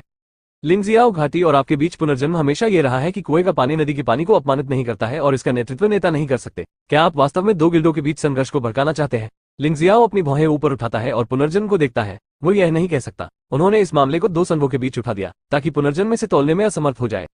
हालांकि चूंकि पुनर्जन्म इतने सारे लोगों को नहीं ला सकता, इसलिए ये स्पष्ट है कि उनके संघ के नेताओं का यही मतलब है। स्वाभाविक रूप से पुनर्जन्म से नहीं डरा जा सकता। अगर कोई और मालिक है तो उसे जाने दो। हालांकि यह विशालकाय भेड़िया, आप और मैं सभी इसकी कीमत जानते हैं। 9 दिन लंबे, ये कितना नाराज है। पुनर्जन्म नहीं कहा जा सकता। लगभग जब पुनर्जन्म इस वाक्य को पूरा नहीं कर पाता, उसी समय लिंगजियाओ घाटी के कौशल और जादू का एक समूह उसका स्वागत करता है। हालांकि वह सतर्क रहा है, लेकिन उसे उम्मीद नहीं थी कि लिंगजियाओ ने वास्तव में 9 दिन लड़ने के लिए कहा था। इसके अलावा लिंगजियाओ वैली का मानवीय अर्थ यह है कि उसने नेता के रूप में आपको मारने के लिए आग पर ध्यान केंद्रित किया। इसलिए भले ही पीके में पुनर्जन्म मजबूत और अच्छा नहीं हो सकता है, लेकिन इतने सारे कौशल और जादू के हमले के तहत खुद को जादू और कौशल में डूबे हुए देखने के अलावा कोई रास्ता नहीं है। बकवास, ये आखिरी शब्द है जिसे पुनर्जन्म नहीं कह सकता। उसने अपना एक भी कौशल सही जगह पर नहीं लगाया और उसके पास चकमा देने का समय भी नहीं था, इसलिए वो मर गया और जीवित हो गया। भाइयों, उन्होंने रेजिमेंटल लीडर को मार डाला। चलो साथ चलें। पुनर्जन्म संघ के बाकी सदस्य हालांकि बहुत क्रोधित थे। उन्होंने नियमों को नहीं खोया। आखिरकार वे सभी विशिष्ट टीमें हैं, इसलिए वे इतनी आसानी से भ्रमित नहीं होंगी। उसके बाद दोनों पक्षों के बीच अप्रत्याशित रूप से लड़ाई छिड़ गई। पुनर्जन्म वाले लोगों ने एक साहसिक कदम उठाया, लेकिन लिंगजियाओ घाटी में बहुत कम लोग थे। भेड़िए को पकड़ने के लिए अभी भी कई लोग मौजूद थे। जाहिर है वे प्रतिद्वंद्वी नहीं थे। भेड़िया को अकेला छोड़ दो, सब आ जाएंगे। लिंगजियाओ ज्यूटियन ने कहा कि वो जानते हैं कि उनके जीतने की संभावना नहीं है, लेकिन वो ये भी नहीं चाहते कि पुनर्जन्म आसानी से जीते। वैसे भी वो विशाल भेड़िए को नहीं हरा सकता, इसे क्रूर होने दो। लिंगजियाओ घाटी के लोगों ने विशाल भेड़िए की घेराबंदी छोड़ दी और सभी पुनर्जन्म वाले लोगों से लड़ने आए। आखिरकार चांदी की तरह गरजते चांद सीरियस को सांस लेने का मौका मिल गया। इसकी विशाल आंखें उन लोगों को देख रही थी जो इसके सामने लड़ रहे थे, और इसकी आंखों में खून की प्यासी रोशनी चमक रही थी। हालांकि ये न्यूएक्सियाओ सीरियस अब तक नहीं मरा है। ये सबसे पवित्र जानवर है, इसके अपने विचार हैं। ये जानता है कि यह गंभीर रूप से घायल हो गया है। लोगों के निम्नलिखित दो समूह, चाहे कोई भी जीते, अंत में मारे जाएंगे। पहले से घिरे होने और बच्चे के जन्म के बारे में सोचते हुए सिल्वर मून चिल्लाते हुए सीरियस का दिल और अधिक अनिच्छुक होता जा रहा है। मूल रूप से बर्फ सफेद फर का पूरा शरीर धीरे धीरे लाल हो गया है और आंखें भी लाल हैं। ओह नहीं, सिल्वर मून हाउलिंग सीरियस विकसित हो गया है। लिंगजियाओ घाटी और वहां के पुनर्जन्म के लोगों ने ये न्यूएक्सियाओ सीरियस की असामान्यता पाई है। ऐसा लगता है कि ये न्यूएक्सियाओ सीरियस, जो पहले ही मर रहा था, फिर से सबसे अच्छी स्थिति में है। उसकी आंखें ठंडी हैं और नीचे लोगों को स्कैन कर रही है। उसके बाद एक बड़ा मुंह खुलता है और आग निकल रही है, जो भीड़ को भड़का रही है। कम रक्षा और कम खून वाले जादूगर सबसे पहले मारे जाते हैं। हालांकि जो लोग इसके करीब हैं, वे युद्ध के पेशे में हैं। अगर उनके पास उच्च सुरक्षा है तो वे मुश्किल से जीवित रह सकते हैं। बेहतर नवल पढ़ने के लिए आप हमारे YouTube चैनल और ऑडियो एक्सप्लेन टेलीग्राम चैनल से जुड़ सकते हैं। 125 सिल्वर मून हाउलिंग वुल्फ शावक। निम्नलिखित खिलाड़ियों ने बहुत कुछ खो दिया, लेकिन सिल्वर मून चिल्लाने वाले सीरियस को खुद भुगतना आसान नहीं है। वह पहले से ही गंभीर रूप से घायल था। इस समय उसने एक शक्तिशाली जादू भेजा। हालांकि यह उसके विकास के बाद था, लेकिन इसमें उसकी बहुत अधिक ऊर्जा भी खर्च हुई। तो जादू के बाद ये न्यूएक्सियाओ सीरियस परेशान था। स्थिति पहले से भी बदतर लग रही थी। वह जमीन पर लेट गया और अपने सामने कुछ लोगों को देखने लगा। उसकी आंखें दुख से भरी थीं। हालांकि अब और अनिच्छुक रहना बेकार है। इसमें उन खिलाड़ियों को मारने की कोई क्षमता नहीं है, लेकिन बचे हुए खिलाड़ी अभी भी डरे हुए हैं। मुझे उम्मीद नहीं थी कि इस समय ये न्यूएक्सियाओ सीरियस अभी भी इतना शक्तिशाली जादू भेज सकता है। उनमें से चाहे वे पुनर्जन्म वाले लोग हो या लिंगजियाओ घाटी के लोग, अभी भी लगभग 10 लोग बचे हैं। उनमें से लिंगजियाओ 9 दिन छिपने के लिए भाग्यशाली है। जहां तक पुनर्जन्म का सवाल है, ये बेहतर है, लेकिन ये केवल सापेक्ष है। बहुत से लोग हैं और बहुत से लोग मरते हैं। सैकड़ों लोग बचे हैं। इस समय वहां करीब 50 लोग बचे हैं। ये देखा जा सकता है कि नुकसान बहुत बड़ा है, और ये देखा जा सकता है कि सिल्वर मून हाउलिंग सीरियस का जादू कितना शक्तिशाली है। चलो, वह भेड़िया ऐसा नहीं कर सकता। इस समय मुझे नहीं पता कि किसने एक वाक्य चिल्लाया। पुनर्जन्म वाले लोग और लिंगजियाओ घाटी के लोग कुछ देर के लिए चौंक गए। बाद में उन्होंने ये न्यू हाउलिंग सीरियस के खिलाफ लड़ना शुरू कर दिया। इस समय उन्हें एक दूसरे के लोगों की परवाह नहीं रह गई। सिल्वर मून चिल्लाते हुए सीरियस अपने सामने भीड़ को देखता है। वह असहाय और उदासीन है। वह अपने बच्चों को इन लोगों को नहीं दे सकता, कदापि नहीं। चांदी के चांद की गरजने वाली सीरियस का दिल पागल होने लगा। इसने भीड़ को अपने सामने इकट्ठा होते देखा और अंतिम निर्णय लिया। नहीं, भेड़िया सही स्थिति में नहीं है। लिंगजियाओ 9 दिनों तक रोता रहा। वह अपने लोगों को आगे आने से रोकना चाहता है, लेकिन बहुत देर हो चुकी है। चांदी के चांद की गरजने वाली सीरियस का शरीर लगातार फैल रहा है और सभी लोगों की भयभीत आंखों में स्पर्श कर रहा है। चांदी का चांद चिल्लाता है और सीरियस फट जाता है। दृश्य फिर शांत हो गया। हवा के अलावा और कोई आवाज नहीं थी। ऐसा लग रहा था मानो यहाँ कभी कोई आया ही ना हो और कुछ हुआ ही ना हो। जमीन पर पड़ी लाशें ही यह साबित कर रही थी कि त्रासदी यही घटित हुई थी। इसलिए एक काला निशान जमीन पर गिर गया। ये वह चीज थी जो सिल्वर मून हाउलिंग सीरियस की मृत्यु के बाद फट गई थी। काले चिन्ह पर शहर शब्द उकेरा गया था। यह शहर निर्माण का आदेश था जिसे लिंगजियाओ घाटी और पुनर्जन्म के लोग चाहते थे, लेकिन अब नगर निर्माण का आदेश चुपचाप बिना उठाए जमीन पर पड़ा हुआ है। यह स्थान शहर के पुनरुद्धार बिंदु से बहुत दूर और सुदूर है। रिवाइवल खिलाड़ियों को आने में कम से कम 1 घंटा लगेगा। हालांकि इस संबंध में ये गेम अभी भी बहुत वास्तविक है। उपकरण और सामग्री में विस्फोट होने के बाद कोई भी इसे नहीं उठाएगा और इसे सिस्टम द्वारा ताजा नहीं किया जाएगा। ये हर समय वहां रहेगा, किसी के इसे लेने की प्रतीक्षा में। क्लिक करें। अचानक उस स्थान पर एक छोटी सी आवाज आई जहां चांदी का चंद्रमा सीरियस के सामने चिल्ला रहा था। सफेद अंडे जैसा कुछ था। इस समय सफेद अंडे की सतह पर एक छोटी सी दरार थी। दरारें बढ़ती गईं। ऐसा लग रहा था कि अंदर कुछ हलचल हो रही है। आखिरकार लगभग 5 मिनट बाद अंडे के शीर्ष पर एक बड़ा छेद हुआ जिसमें एक छोटा सा सिर फैला हुआ था। अपनी आंखें खोले बिना उसने बाहर निकलने के लिए संघर्ष किया और फिर उसने अंडे का छिलका खा लिया। जल्द ही अंडे का छिलका उसने खा लिया। छोटे लड़के के मुंह से सिसकने की चीख उसके रिश्तेदारों को ढूंढती हुई प्रतीत होती है, लेकिन इसका कोई असर नहीं होता है। वह धीरे धीरे चिंता करने लगता है और लगातार जमीन पर हिलने डुलने लगता है। जन्म के कारण ही उसके पैर बहुत छोटे हैं और उसकी ताकत भी पर्याप्त नहीं है। इसलिए हर कुछ कदम पर वह गिरता है, फिर उठता है, चलता रहता है और गिरता रहता है। चलते हुए मैं अप्रत्याशित रूप से जियानचेंग लिंग तक चला गया। मैं इसे देख नहीं सका। मुझे लगा कि यह स्वादिष्ट है, इसलिए मैंने जियानचेंग लिंग को अपने मुंह में डाल लिया। हालांकि मुझे नहीं पता था कि यह किस प्रकार की सामग्री से बना है। मैं इसे काट भी नहीं सका। मैं बहुत चिंतित था। यह एक जानवर था। मैं इसके बारे में कुछ नहीं कर सका। मैं इसके बारे में कुछ नहीं कर सका शिनोबी। जब छोटा लड़का शहर के निर्माण क्रम के साथ प्रतिस्पर्धा कर रहा था, अचानक उसके शरीर पर प्रकाश की एक चमक दिखाई दी और फिर वह अपनी जगह पर गायब हो गया। उसकी उचित स्थिति में एक मच्छर था। जाहिर है मच्छर यहाँ अचानक प्रकट होने के लिए तैयार नहीं था। उसने अजीब ढंग से इधर उधर देखा और फिर वह लक्ष्यहीन होकर उड़ गया। आखिरकार मैं तैयार हूँ। दूसरी तरफ हुआंग फेंग ने आखिरकार अपना सारा सामान पैक करने में 1 घंटा बिताया। हालांकि उसके पास बहुत सारी चीजें नहीं थी, लेकिन बहुत सी छोटी छोटी चीजें थी। वह इसे या उसको फेंकने में अनिच्छुक था। आखिरकार उसने सूटकेस भर लिया, इसलिए उसे कुछ चीजें छोड़नी पड़ी। चीजें पैक होने के बाद हुआंग फेंग यहाँ से जाने के लिए तैयार है। वह नीचे बैठ जाता है और भंडारण बॉक्स को उठाने की तैयारी करता है, लेकिन अचानक उसे अंदर से लड़खड़ाती आवाज सुनाई देती है। ऐसा लगता है कि इसमें कुछ तो बात है। क्या चूहे अंदर हैं? हुआंग फेंग ने हलचल सुनी और सोचा कि उसके लिए यहाँ चूहा होना सामान्य बात है। आखिर वह पुराना घर था। उसने 1 दिन पहले अपने कमरे में एक चूहे को गुजरते हुए देखा था। इसके अलावा चूहा बहुत बहादुर था। वह थोड़ी देर के लिए हुआंग फेंग को देखने के लिए रुका भी। इसके बाद वह खुशी खुशी चला गया। हुआंग फेंग डरते नहीं है, लेकिन भंडारण बॉक्स उनके लिए बहुत महत्वपूर्ण है। यदि चूहा काट ले तो उसकी दुर्गति हो जाएगी। हुआंग फेंग ने तुरंत भंडारण बॉक्स खोला और अंततः कपड़ों के नीचे उन ध्वनियों का स्रोत ढूंढ लिया। ये बड़े पंजे वाला एक छोटा लड़का है। वह लगभग एक चूहे के आकार का है। वह चूहे जैसा दिखता है, लेकिन उसके पतले बाल सफेद हैं और बहुत सुंदर दिखते हैं। ये सचमुच एक चूहा है, हुआंग फेंग ने कहा। उसके बाद उन्होंने इस आदमी को स्टोरेज बॉक्स से बाहर निकालने की योजना बनाई। हालांकि उसे जल्द ही पता चला कि वह गलत था। हालांकि छोटा लड़का चूहे जैसा दिखता है, लेकिन ऐसा नहीं लगता और उसकी आंखें खुली नहीं है। इसके अलावा अगर आप ध्यान से देखेंगे तो यह चूहा जैसा नहीं लग रहा है। घर पर हुआंग फेंग झिझक रहे थे। जब वह चूहा था या नहीं था, तब उसने पाया कि उसके शरीर पर पात्रों की एक पंक्ति थी, जिसका अर्थ था कि वह पृथ्वी पर कोई प्राणी नहीं था, बल्कि स्वयं द्वारा प्रतिस्थापित एक भंडारण बॉक्स था। सिल्वर मून हाउलिंग सीरियस शावक वर्तमान में यह अपनी प्रारंभिक अवस्था में है। सिल्वर मून हाउलिंग सीरियस नई दुनिया खेल में एक जानवर है। इसके शरीर में सुपर ताकत और प्राचीन रक्त है। एक बार सक्रिय होने पर यह मजबूत हो जाएगा। उद्धरण चिन्ह। आंखों वाले छोटे आदमी का परिचय पढ़ने के बाद हुआंग फेंग थोड़ा आश्चर्यचकित हुआ। वह आदमी बड़ा तो नहीं था, लेकिन छोटा बिल्कुल भी नहीं था। वह न केवल एक जानवर था, बल्कि प्राचीन रक्त का भी था। जाहिर है उनका जन्म असाधारण था। बेहतर नवल पढ़ने के लिए आप हमारे YouTube चैनल और ऑडियो एक्सप्लेन टेलीग्राम चैनल से जुड़ सकते हैं। 126 छोड़ना। चूंकि यह चूहा नहीं बल्कि एक जानवर है, हुआंग फेंग इसे फेंकेगा नहीं। वह छोटे आदमी को अपनी पूंछ से ले जाता है और उसे उल्टा उठा देता है। छोटा लड़का स्पष्ट रूप से हुआंग फेंग के व्यवहार से असंतुष्ट है। वह संघर्ष करता रहता है। इसी समय नगर निर्माण का जो आदेश उसने अपने मुंह में रखा था, वह गिर पड़ा। पाटा। शहर के निर्माण का आदेश जमीन पर गिर गया और हुआंग फेंग ने उत्सुकता से इसे उठाया। शहर निर्माण आदेश के साथ एक शहर का निर्माण और व्यापार किया जा सकता है। ब्लैक ब्रांड पर फॉन्ट्स की एक पंक्ति भी है।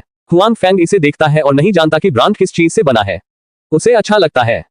शहर निर्माण आदेश। ये चीज भी खेल में कुछ होनी चाहिए। यह इस छोटे से आदमी के मुंह से निकलनी चाहिए। ये नई दुनिया में भी कुछ होनी चाहिए। इस तरह हम खेल की दुनिया में 2 चीजें प्राप्त कर सकते हैं एक ही बार में। लेकिन अगर हम 4 चीजें इकट्ठा कर लें तो मैं उन्हें खेल की दुनिया में स्थानांतरित कर दूंगा। मैंने इसके बारे में पहले नहीं सोचा था। हुआंग फेंग अपने हाथ में शहर के निर्माण के आदेश को देखता है और बड़बड़ाता है कि उसने सोचा था कि इसे पहले अन्य स्थानों पर प्रसारित किया जाएगा, लेकिन उसने पहले क्या सोचा था कि ये स्थान या तो ली की दुनिया की तरह है या टीवी और फिल्मों की दुनिया है। अप्रत्याशित रूप से वह अभी भी खेल में प्रवेश कर सकता है। जब वह खेल में होगा तो उसकी क्या पहचान होगी? गेम प्लेयर या राक्षस? हुआंग फेंग अभी भी इस बारे में उत्सुक है। बात तो बस इतनी सी है। अब तो ऐसा लगता है कि समय नहीं है, बस 2 बातें हैं। हुआंग फेंग ने छोटे लड़के को अपने हाथ की हथेली में रखा और आखिरकार वह अब उल्टा खड़ा नहीं था। छोटा लड़का बहुत संतुष्ट था। उसने हुआंग फेंग के हाथ को इधर उधर रगड़ा, अपनी जीभ बाहर निकाली और हुआंग फेंग की हथेली को चाटा, जिससे हुआंग फेंग हंसने लगा। छोटा लड़का, तुम बाद में मेरा अनुसरण कर सकते हो। तुम्हारा नाम क्या है? अच्छा, तुम्हारा पूरा शरीर सफेद है। यह जियाओ बाई है। यह एक अच्छा नाम है। हुआंग फेंग ने दूसरा हाथ बढ़ाया और छोटे लड़के को सहलाया। ऐसा लगता है कि छोटा लड़का हुआंग फेंग के नाम से बहुत संतुष्ट नहीं है। उसने विरोध करने जैसे कुछ शब्द कहे और हुआंग फेंग ने इसे नजरअंदाज कर दिया। उसके बाद हुआंग फेंग ने अपने भंडारण बॉक्स को देखा और पाया कि किसी भी चीज की कोई कमी नहीं थी। ऐसा उन्होंने पहले कभी नहीं देखा था। अतीत में उसने एक चीज खोई और दूसरी चीज पाई, लेकिन आज जाहिर तौर पर ऐसा नहीं है। उसे 2 चीजें मिली, लेकिन उनमें से कुछ भी नहीं। यदि आप जियाओबाई की उपस्थिति के बारे में सोचते हैं तो आप ये भी समझ सकते हैं यह किस प्रकार का कीट भंडारण बॉक्स में प्रवेश कर गया है। आखिरकार यह एक पुराना घर है जिसमें चूहे भी शामिल हैं। छोटे छोटे कीड़े मकोड़ों की तो बात ही छोड़ दीजिए, वो तो जरूरी ही होगा। दरअसल नगर निर्माण आदेश भी बिना किसी कारण के प्राप्त हुआ था। मैंने स्टोरेज बॉक्स में एक ही ब्रांड की कोई भी चीज नहीं रखी। हालांकि ये ब्रांड छोटे लोगों की जुबान पर है। मुझे लगता है कि यह भंडारण बॉक्स उन्हें समग्र रूप से लेता है और उन्हें एक साथ भेजा जाता है। अच्छी बात है। यद्यपि अन्य स्थानों में चीजों को बदलने के लिए अपनी खुद की चीजों का उपयोग करना लागत प्रभावी है। आखिरकार जो चीजें आप तैयार करते हैं वे बहुत मूल्यवान नहीं है, लेकिन इस तरह से आप बिना किसी लागत के 2 चीजें प्राप्त कर सकते हैं। हुआंग फेंग बहुत खुश है।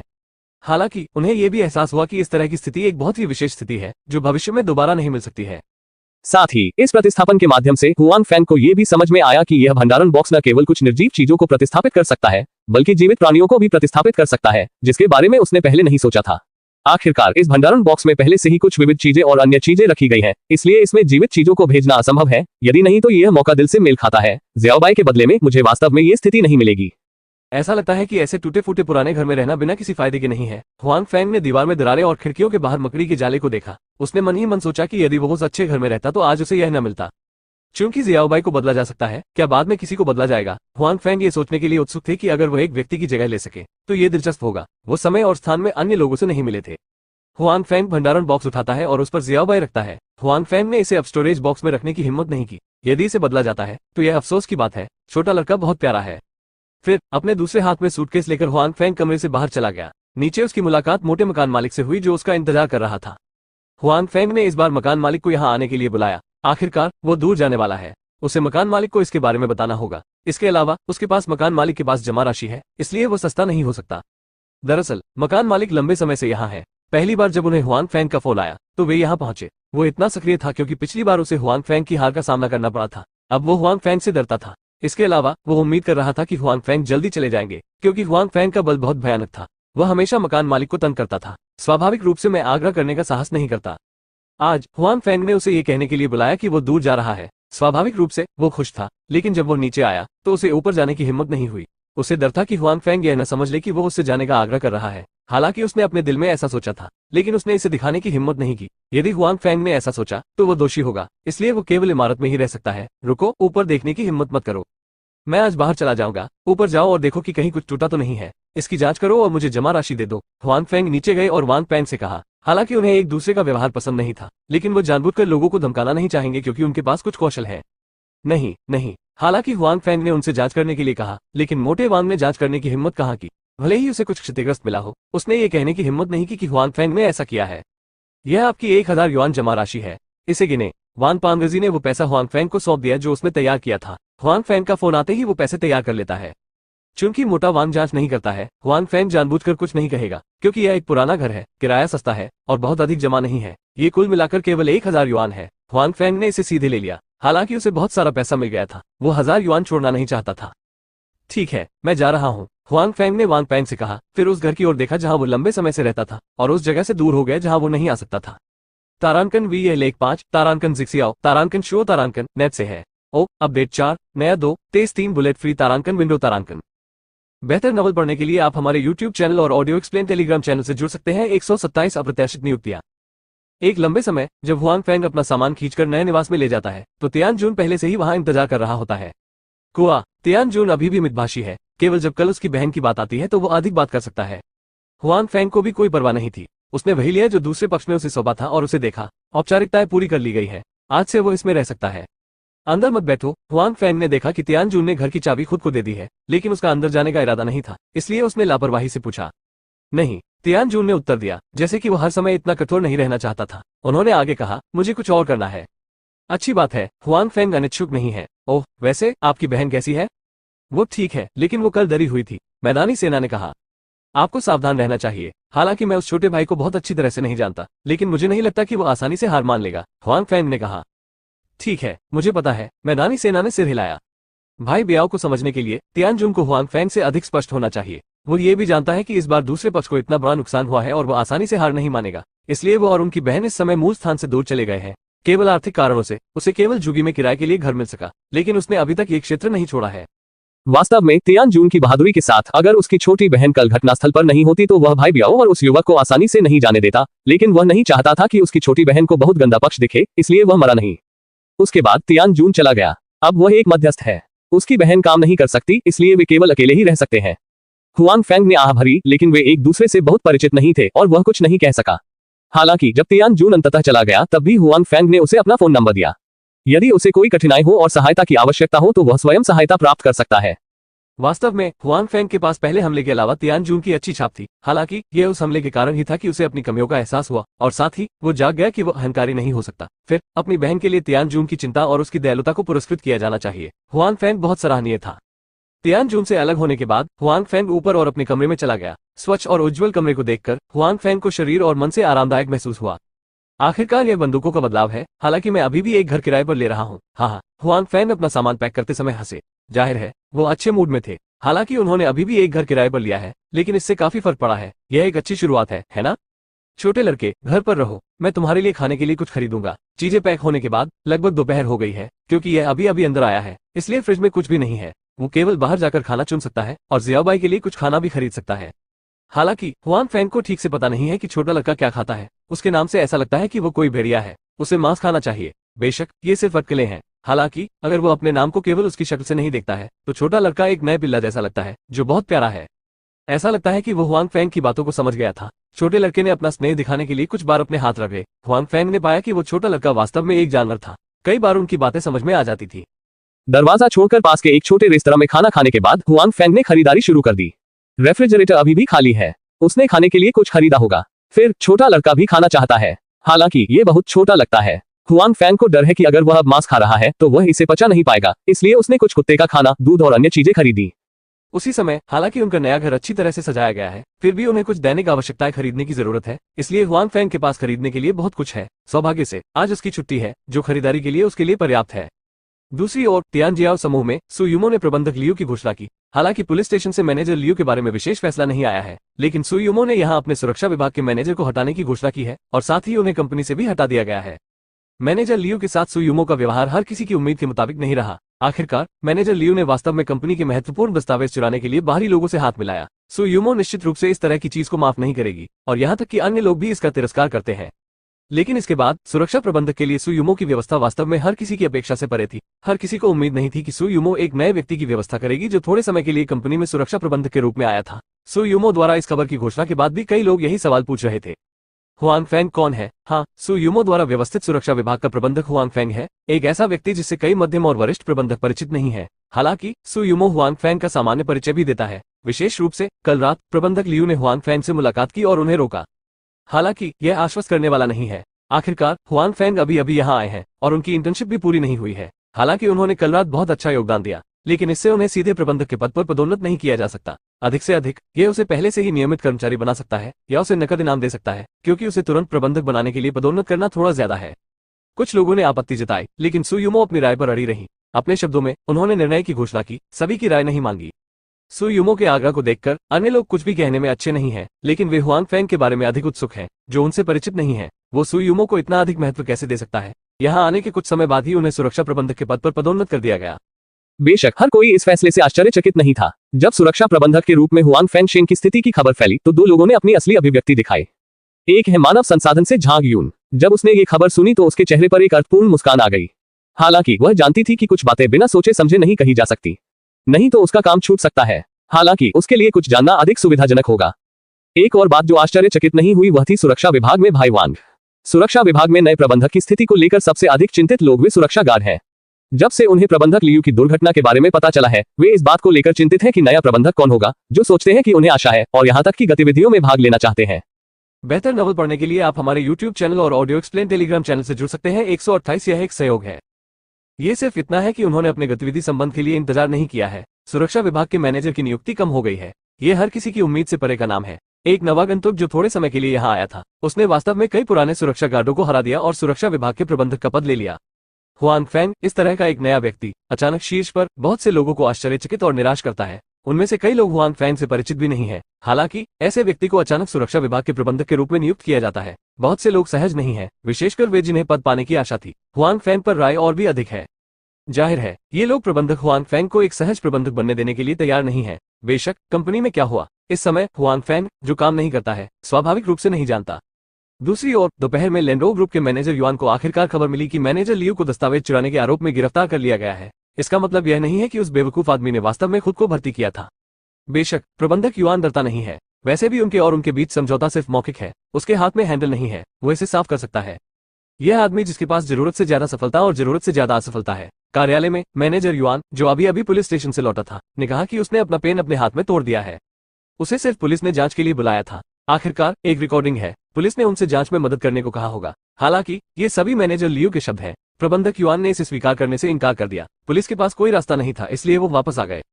हालांकि लोग ठीक हैं, फिर भी वे बहुत निराश हैं। उन्हें लगा कि कोई दिक्कत नहीं है, लेकिन अब ऐसी स्थिति है। तियानजियाओ समूह को अब सतर्क रहना चाहिए। उन सामग्रियों को अकेले चुराना असंभव है।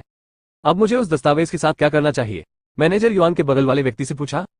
पहले मुझे हार माननी होगी। हालांकि भले ही हमारे पास वो दस्तावेज न हो, फिर भी हमारे पास एक रास्ता है। मुझे विश्वास नहीं है कि हम दो छोटी लड़कियों से नहीं लड़ सकते, प्रबंधक युआन ने कहा। आपके बगल में मौजूद लोगों ने सहमति में सिर हिलाया। जाहिर है वही विचार। इस समय हुआन फेंग अभी भी सुपरमार्केट में खरीदारी कर रहा है और भरी हुई अलमारियों को देख रहा है। हुआन फेंग सोच रहा है, अगर आप नाजी में कुछ चीजें डालते हैं तो आप नहीं जानते कि सुपरमार्केट के लोगों को पता चलेगा कि उनमें से अधिकतर नहीं करेंगे। बेशक हुआन फेंग ने ऐसा नहीं किया, यह इसके लायक नहीं है, क्योंकि खरीदने के लिए बहुत सारी चीजें हैं और हुआन फेंग को भी आसपास के वातावरण से परिचित होने की आवश्यकता है। इसलिए जब वो एक एक करके शॉपिंग बैग वापस ले जाता है तो ये जल्दी नहीं होता है। अरे रुको रुको! जब हुआन फेंग नीचे लिफ्ट के पास पहुंचे तो उन्होंने देखा कि लिफ्ट बंद होने वाली थी और वो चिल्लाए। लिफ्ट में मौजूद लोगों ने जाहिर तौर पर उसकी चिल्लाहट सुनी और लिफ्ट को रोकने में उसकी मदद की। हुआन फेंग एक बड़ा बैग और एक छोटा बैग लेकर अंदर आया। धन्यवाद। हुआन फेंग ने लोगों को स्पष्ट रूप से नहीं देखा। अंदर जाने के बाद उन्होंने उन्हें धन्यवाद दिया। हुआन फेंग लिफ्ट से आश्चर्य की आवाज आई। हुआन फेंग ने आश्चर्य से अपना सिर उठाया और अपनी तरफ देखा। वो भी दंग रह गया। गुओ मिंगन, ये वास्तव में आप हैं। मुझे लगा कि यह गलत है। आप यहाँ कैसे हैं? गुओ मिंगन ने खुशी से कहा कि हुआन फेंग के आने के तुरंत बाद उसने अपने हाथों में मौजूद चीजों को देखने के लिए अपना सिर नीचे कर लिया, इसलिए वो बहुत स्पष्ट रूप से नहीं देख पाई। इसके अलावा उसने नहीं सोचा था कि हुआन फेंग इस समय यहाँ दिखाई देगा, इसलिए वो इतनी निश्चित नहीं थी। मैं आज ही यहाँ आया हूँ, हुआन फेंग ने कहा। उन्हें उम्मीद नहीं थी कि वो आज ही यहाँ आए हैं और वास्तव में गुओ मिंगन से मिले। वो जानता था कि गुओ इसी समुदाय में रहती है, लेकिन वो नहीं जानता था कि वो किस इमारत में रहती है। इसलिए गुओ मिंगन को देखकर उसे बहुत आश्चर्य हुआ। ये भी एक संयोग ही था। आप यहाँ चले आए? गुओ मिंगन ने कहा कि उन्हें नहीं पता कि उन्होंने क्या सोचा और उनका चेहरा थोड़ा लाल था। हाँ, मैं अभी अभी यहाँ आया हूँ। आप देखिए, मैं बस दोपहर में खरीदारी करने गया था। मुझे आपसे इतनी कुशलता से मिलने की उम्मीद नहीं थी। हुआन फेंग ने अपने हाथ में मौजूद शॉपिंग बैग की ओर इशारा किया। मुझे अपनी मदद करने दे, गुओ मिंगन ने कहा। अब और नहीं, हुआन फेंग के लिए यह बात कुछ भी नहीं है, इसे आप आसानी से कैरी कर सकते हैं। गुओ मिंगन ने जोर नहीं दिया और कहा, मुझे उम्मीद नहीं थी कि हम अब पड़ोसी हैं। वैसे आप कितनी मंजिल पर रहते हैं? 16वीं मंजिल। तो संयोगवश मैं नीचे हूँ। मैं 15वीं मंजिल पर हूँ। गुओ मिंगन ये कहते हुए आश्चर्यचकित है कि वे न केवल एक समुदाय, एक इमारत है, बल्कि ऊपर और नीचे का रिश्ता भी है। इस समय लिफ्ट की आवाज आती है। 15वीं मंजिल। मैं यहाँ हूँ, मैं पहले जाऊंगा, गुओ मिंगन ने कहा। अच्छा नमस्ते। Hwan Feng road. लिफ्ट का दरवाजा धीरे धीरे बंद हो जाता है। तुरंत जाने के बजाय गुओ मिंगन दरवाजे की ओर देखता है और नहीं जानता कि वो क्या सोच रहा है। ऐसा कैसे हो सकता है? गुओ ने मन ही मन बुदबुदाया। इसमें कोई आश्चर्य नहीं कि गुओ मिंगन बहुत ज्यादा सोचते हैं। हुआन फेंग ने उसे पहले वापस भेज दिया था, इसलिए हुआन फेंग को पता है कि वह इस समुदाय में रहती है। अब हुआन फेंग एक नई जगह पर बदल गई है और इस समुदाय में चली गई है, इसलिए वो ज्यादा सोचने से खुद को नहीं रोक सकती। दूसरी ओर हुआन फेंग भी यही शब्द कह रहे हैं। उसे इतने चतुर होने की उम्मीद नहीं थी। हालांकि गुओ मिंगन को पहले से पता था कि वह इस समुदाय में रहता है, लेकिन वो इतने करीब रहने वाले दो लोगों से लड़ना नहीं चाहता था। वह ऊपर और नीचे गया। उसे गलत नहीं ठहराया जा सकता। हुआन फेंग ने मन ही मन सोचा कि गुओ मिंगन समझ सकता है, भले ही उसे वास्तव में गलत समझा गया हो। आखिरकार किसने चीजों को इतना चालाक बना दिया कि उसे इस पर विश्वास नहीं हुआ? गुओ मिंगन को तो छोड़ ही दीजिए। हुआन फेंग चीजों को अपने निवास पर वापस ले जाता है और जियाओबाई को देखने के लिए कुत्ते का भोजन और दूध ले जाता है। जियाओबाई बहुत आज्ञाकारी थी और इधर उधर नहीं भागती थी, लेकिन जब हुआन फेंग ने कमरे में प्रवेश किया तो उसे इसका एहसास हुआ और उसने 2 बार फोन किया। जियाओबाई, मैं तुम्हारे लिए कुछ खाने के लिए लाया हूँ। हुआन फेंग जियाओबाई के पास बैठ जाता है और उसे कुत्ते का खाना देता है। छोटे लड़के ने सबसे पहले अपने सामने कुत्ते के भोजन को सूंघा और फिर उसने उसे खाने की कोशिश की। उसे लगा कि इसका स्वाद अच्छा है, इसलिए उसने इसे छोड़ना शुरू कर दिया। धीरे धीरे खाओ, चिंता मत करो। हुआन फेंग ने छोटे लड़के के शरीर पर हाथ फेरा और कहा कि उसने पहले कभी कोई घोटाला नहीं किया था। छोटा लड़का अभी भी उसका पहला पालतू जानवर था। परिचय के अनुसार जियाओबाई को एक भेड़िया होना चाहिए था, लेकिन हुआन फेंग अब इसे एक कुत्ते के रूप में रखता है। छोटे लड़के ने अभी भी अपनी आंखें नहीं खोली है। वो अपनी नाक से खाता है, लेकिन वो बहुत प्यारा है। वो भेड़िए की क्रूरता को बिल्कुल भी नहीं देख पाता। जब हुआन फेंग ने जियाओबाई को खाना खिलाया तो फोन बजा, लेकिन वो गो लियांग था। बेहतर नॉवल पढ़ने के लिए आप हमारे यूट्यूब चैनल और ऑडियो एक्सप्लेन टेलीग्राम चैनल से जुड़ सकते हैं। 129 जीमिंग जियाओ रिटर्न्स। गो लियांग के लिए कॉल करना कुछ भी नहीं है। बात सिर्फ इतनी है कि यह लड़का अकेलापन बर्दाश्त नहीं कर सकता। वो शाम को बाहर जाकर मिलना चाहता है। हुआन फेंग इसके बारे में सोचते हैं, कुछ भी नहीं है, इसलिए वो सहमत है। हालांकि हुआन फेंग को नहीं पता था कि गो लियांग ने गो मिंगन को जाने के लिए कहा था या नहीं। जब वो बार में पहुंचा तो उसने पाया कि वहां केवल गो लियांग और झो रोलान थे। आप नहीं चाहते कि मैं फिर से एक प्रकाश बल्ब बनूं, क्योंकि गो लियांग और झो रोलान ने अपना रिश्ता स्थापित कर लिया है और हुआन फेंग का उनके साथ अच्छा रिश्ता है, इसलिए इसमें मजाक करने की कोई बात नहीं है। बिल्कुल नहीं, अभी भी ऐसे लोग हैं जो नहीं आए हैं, गो लियांग ने कहा। क्या ये गो मिंगन हुआन फेंग रोड नहीं है? उत्तर सही है। क्या आप किसी और के बारे में सोचते हैं? जब मैंने ऐसा कहा तो आपने इसका अनुमान लगा लिया, गो लियांग ने मुस्कुराते हुए कहा। हुआन फेंग ने उसे एक सफेद आंख दी और कहा, मुझे ये पता था, मुझे अभी उसके साथ आना चाहिए था। आपका क्या मतलब है? गो लियांग ने संदेह से पूछा। इस समय गो मिंगन अभी आए। हुआन फेंग ने अभी क्या कहा उसके बारे में सोचते हुए गो लियांग की नजरें दोनों व्यक्तियों के चारों ओर घूम गई। मैं अब उसके साथ एक समुदाय में रहता हूँ। हुआन फेंग ने इसे छिपाया नहीं। गो लियांग और झो रोलान दोनों आश्चर्यचकित थे। गो लियांग ने हुआंग फेंग की ओर देखा और कहा, तुम कब चले गए? मैं कैसे नहीं जान सकता। दोनों के बीच आमतौर पर बहुत सारे संपर्क होते हैं, इसलिए गो लियांग को पता है कि हुआंग फेंग उस जर्जर समुदाय में रह रहे हैं। उन्होंने यह नहीं कहा कि उन्होंने हुआंग फेंग को बाहर निकलने में मदद की, लेकिन हुआंग फेंग सहमत नहीं हुए। मुझे उम्मीद नहीं थी कि हुआंग फेंग अब गुप्त रूप से आगे बढ़ेंगे। इसके अलावा वो अभी भी गो मेंगन के साथ एक समुदाय में रहता है। मैं आज ही स्थानांतरित हुआ हूँ। हुआंग फेंग ने कंधे उचकाए। आपने कैसे सोचा कि आप उसके पड़ोस में चले जाएंगे? क्या आप हैं? गो लियांग ने मुस्कुराहट के साथ हुआंग फेंग को देखा और कहा, वह उसके मुंह में स्वाभाविक रूप से गो मेंगन थी। गो मेंगन का चेहरा थोड़ा लाल है। गो लियांग का मतलब है कि वो स्वाभाविक रूप से समझती है। वास्तव में जब उसने दोपहर में हुआंग फेंग को देखा तो उसे भी वही संदेह हुआ। पिछली बार जब मैंने उसे वापस देखा था तो मैंने समुदाय को देखा था। वातावरण अच्छा था और यह उस स्थान के करीब था जहां मैं काम करने गया था, इसलिए मैं इस बार चला गया, हुआंग ने समझाया। क्या यही एकमात्र कारण है? गो लियांग को स्पष्ट रूप से इस पर विश्वास नहीं हुआ। ठीक है, चलो पहले कुछ ऑर्डर करें और खाते समय बातें करेंगे। गो मेंगन के बगल में झो रोलान ने देखा कि वो थोड़ा शर्मिंदा था और उसने तुरंत विषय को बंद कर दिया। हाँ, कुछ। आज का भोजन पागलों के लिए एक उत्सव है, कृपया, गो लियांग ने भी जल्दबाजी में कहा। कोई बात नहीं, हुआंग फेंग ने कहा कि आखिरकार वो उस जगह से चले गए जिसका जश्न मनाया जाना चाहिए। वास्तव में आज की पार्टी गो लियांग और झो रोलान द्वारा परामर्श के माध्यम से आयोजित की गई थी। मुख्य उद्देश्य हुआंग फेंग और गो मेंगन से मेल खाना है। अंतिम स्थिति के अनुसार गो मेंगन स्पष्ट रूप से हुआंग फेंग से नफरत नहीं करता था और यहाँ तक कि उसके लिए कुछ अच्छी भावनाएं भी रखता था, इसलिए गो लियांग और झो रोलान मेल करना चाहेंगे। उसी समय, क्योंकि पिछले सप्ताहांत में उन्होंने हुआंग फेंग और सु युमो को शॉपिंग मॉल में एक साथ देखा था। हालांकि हुआंग फेंग ने स्पष्ट रूप से समझाया, उन्होंने सोचा कि चीजें इतनी सरल नहीं थी। हुआंग फेंग के एक अच्छे दोस्त के रूप में गो लियांग नहीं चाहते थे कि हुआंग फेंग अवास्तविक विचार रखें और अंततः हिट हो जाए, इसलिए उन्होंने रात्रिभोज का आयोजन करने की पहल की। ये सिर्फ इतना है कि गो लियांग और झो रोलान को उम्मीद नहीं थी कि हुआंग फेंग गो मेंगन के समान पड़ोस में चले गए हैं, तो हुआंग फेंग ने इसे समझाया, लेकिन उन्होंने इस पर विश्वास नहीं किया। उन्होंने सोचा कि हुआंग फेंग के पास भी गो मेंगन के बारे में कुछ विचार थे। इसके अलावा अब वे एक दूसरे के बहुत करीब रहते हैं। हुआंग फेंग के पास स्पष्ट रूप से फायदे हैं। हुआंग फेंग और गो मेंगन शायद गो लियांग और झो रोलान का अर्थ समझ सकते हैं, हालांकि उन्होंने यह बात सीधे तौर पर नहीं कही। हुआंग फेंग ने इसे आवश्यक नहीं समझा। इसके अलावा उन्होंने इसे स्वयं समझाया, लेकिन इससे गो मेंगन को दुख होगा। यह अन्य लड़कियों के चेहरे पर प्रहार करने के लिए नहीं है। लेकिन गो मेंगन ने इसे स्पष्ट नहीं किया। वो निश्चित रूप से थोड़ी शर्मिंदा थी, क्योंकि वो हुआंग फेंग से नफरत नहीं करती थी या उसे पसंद भी नहीं करती थी। अगर उन्होंने साथ आने की कोशिश की तो उसे स्वीकार करना बहुत मुश्किल नहीं होगा। जब चारों लोग बार में खा पी रहे थे, तभी सु युमो को जी मिंगजियाओ का फोन आया। वो आज के विमान से वापस आई। सु युमो उसे लेने के लिए हवाई अड्डे तक गई। मैं बहुत गुस्से में हूँ, वे कमीने इतनी देर से मेरे साथ खेल रहे हैं। हवाई अड्डे में सु युमो जी मिंगजियाओ का स्वागत करने के बाद वापस चली गई। जैसे ही वो बस में चढ़ी, जी मिंगजियाओ ने शिकायत की, जाहिर है वहां चीजें ठीक नहीं चल रही थी। मैंने पहले आपसे बात नहीं की, अगर कुछ नहीं किया जा सका तो मैं वापस आऊंगा। हालांकि दूसरी पार्टी हमारी बहुत बड़ी ग्राहक है और उसे खोना अफसोस की बात है, लेकिन मुझे पता है कि यह असंभव है। मैं दोबारा परेशानी की भीख नहीं मांगूंगा, सु युमो ने कहा। मुझे ये पसंद नहीं है, जी मिंगजियाओ ने कहा। मुझे नहीं पता कि वे लोग क्या सोचते हैं। क्या हमने पहले अच्छा सहयोग नहीं किया? लैंडर्स समूह के लिए ये बहुत अधिक है कि वो अंदर आने पर सीधे हमें बाहर कर दे। ये रुचि के अलावा और कुछ नहीं है, सु युमो ने कहा। अनुमान है कि लैंडर्स समूह ने हम पर हमला करने के लिए कई रियायतें दी हैं। इसमें कुछ भी अजीब नहीं है। ऐसा लगता है कि यह है, जी मिंगजियाओ ने कहा। मैं और अधिक समय छोड़ना चाहता था, लेकिन आज मैंने पाया कि वे लोग वास्तव में लैंडर्स समूह के साथ नए सहयोग के बारे में बातचीत कर रहे हैं। इसके अलावा बातचीत की प्रगति छोटी नहीं है। मैं अभी वापस आया हूँ। वापस आना अच्छा है। हम पहले तैयार नहीं थे और दूसरी तरफ से पकड़े गए। हम बाद में सावधानी से निपटेंगे। उनके लिए दोबारा इसका फायदा उठाना आसान नहीं है। सु युमो ने आत्मविश्वास से कहा कि वो और जी मिंगजियाओ थोड़े समय में तियानजियाओ समूह को इतनी अच्छी तरह से विकसित कर सकते हैं, उनके पास कोई क्षमता नहीं हो सकती जो उनके पास है।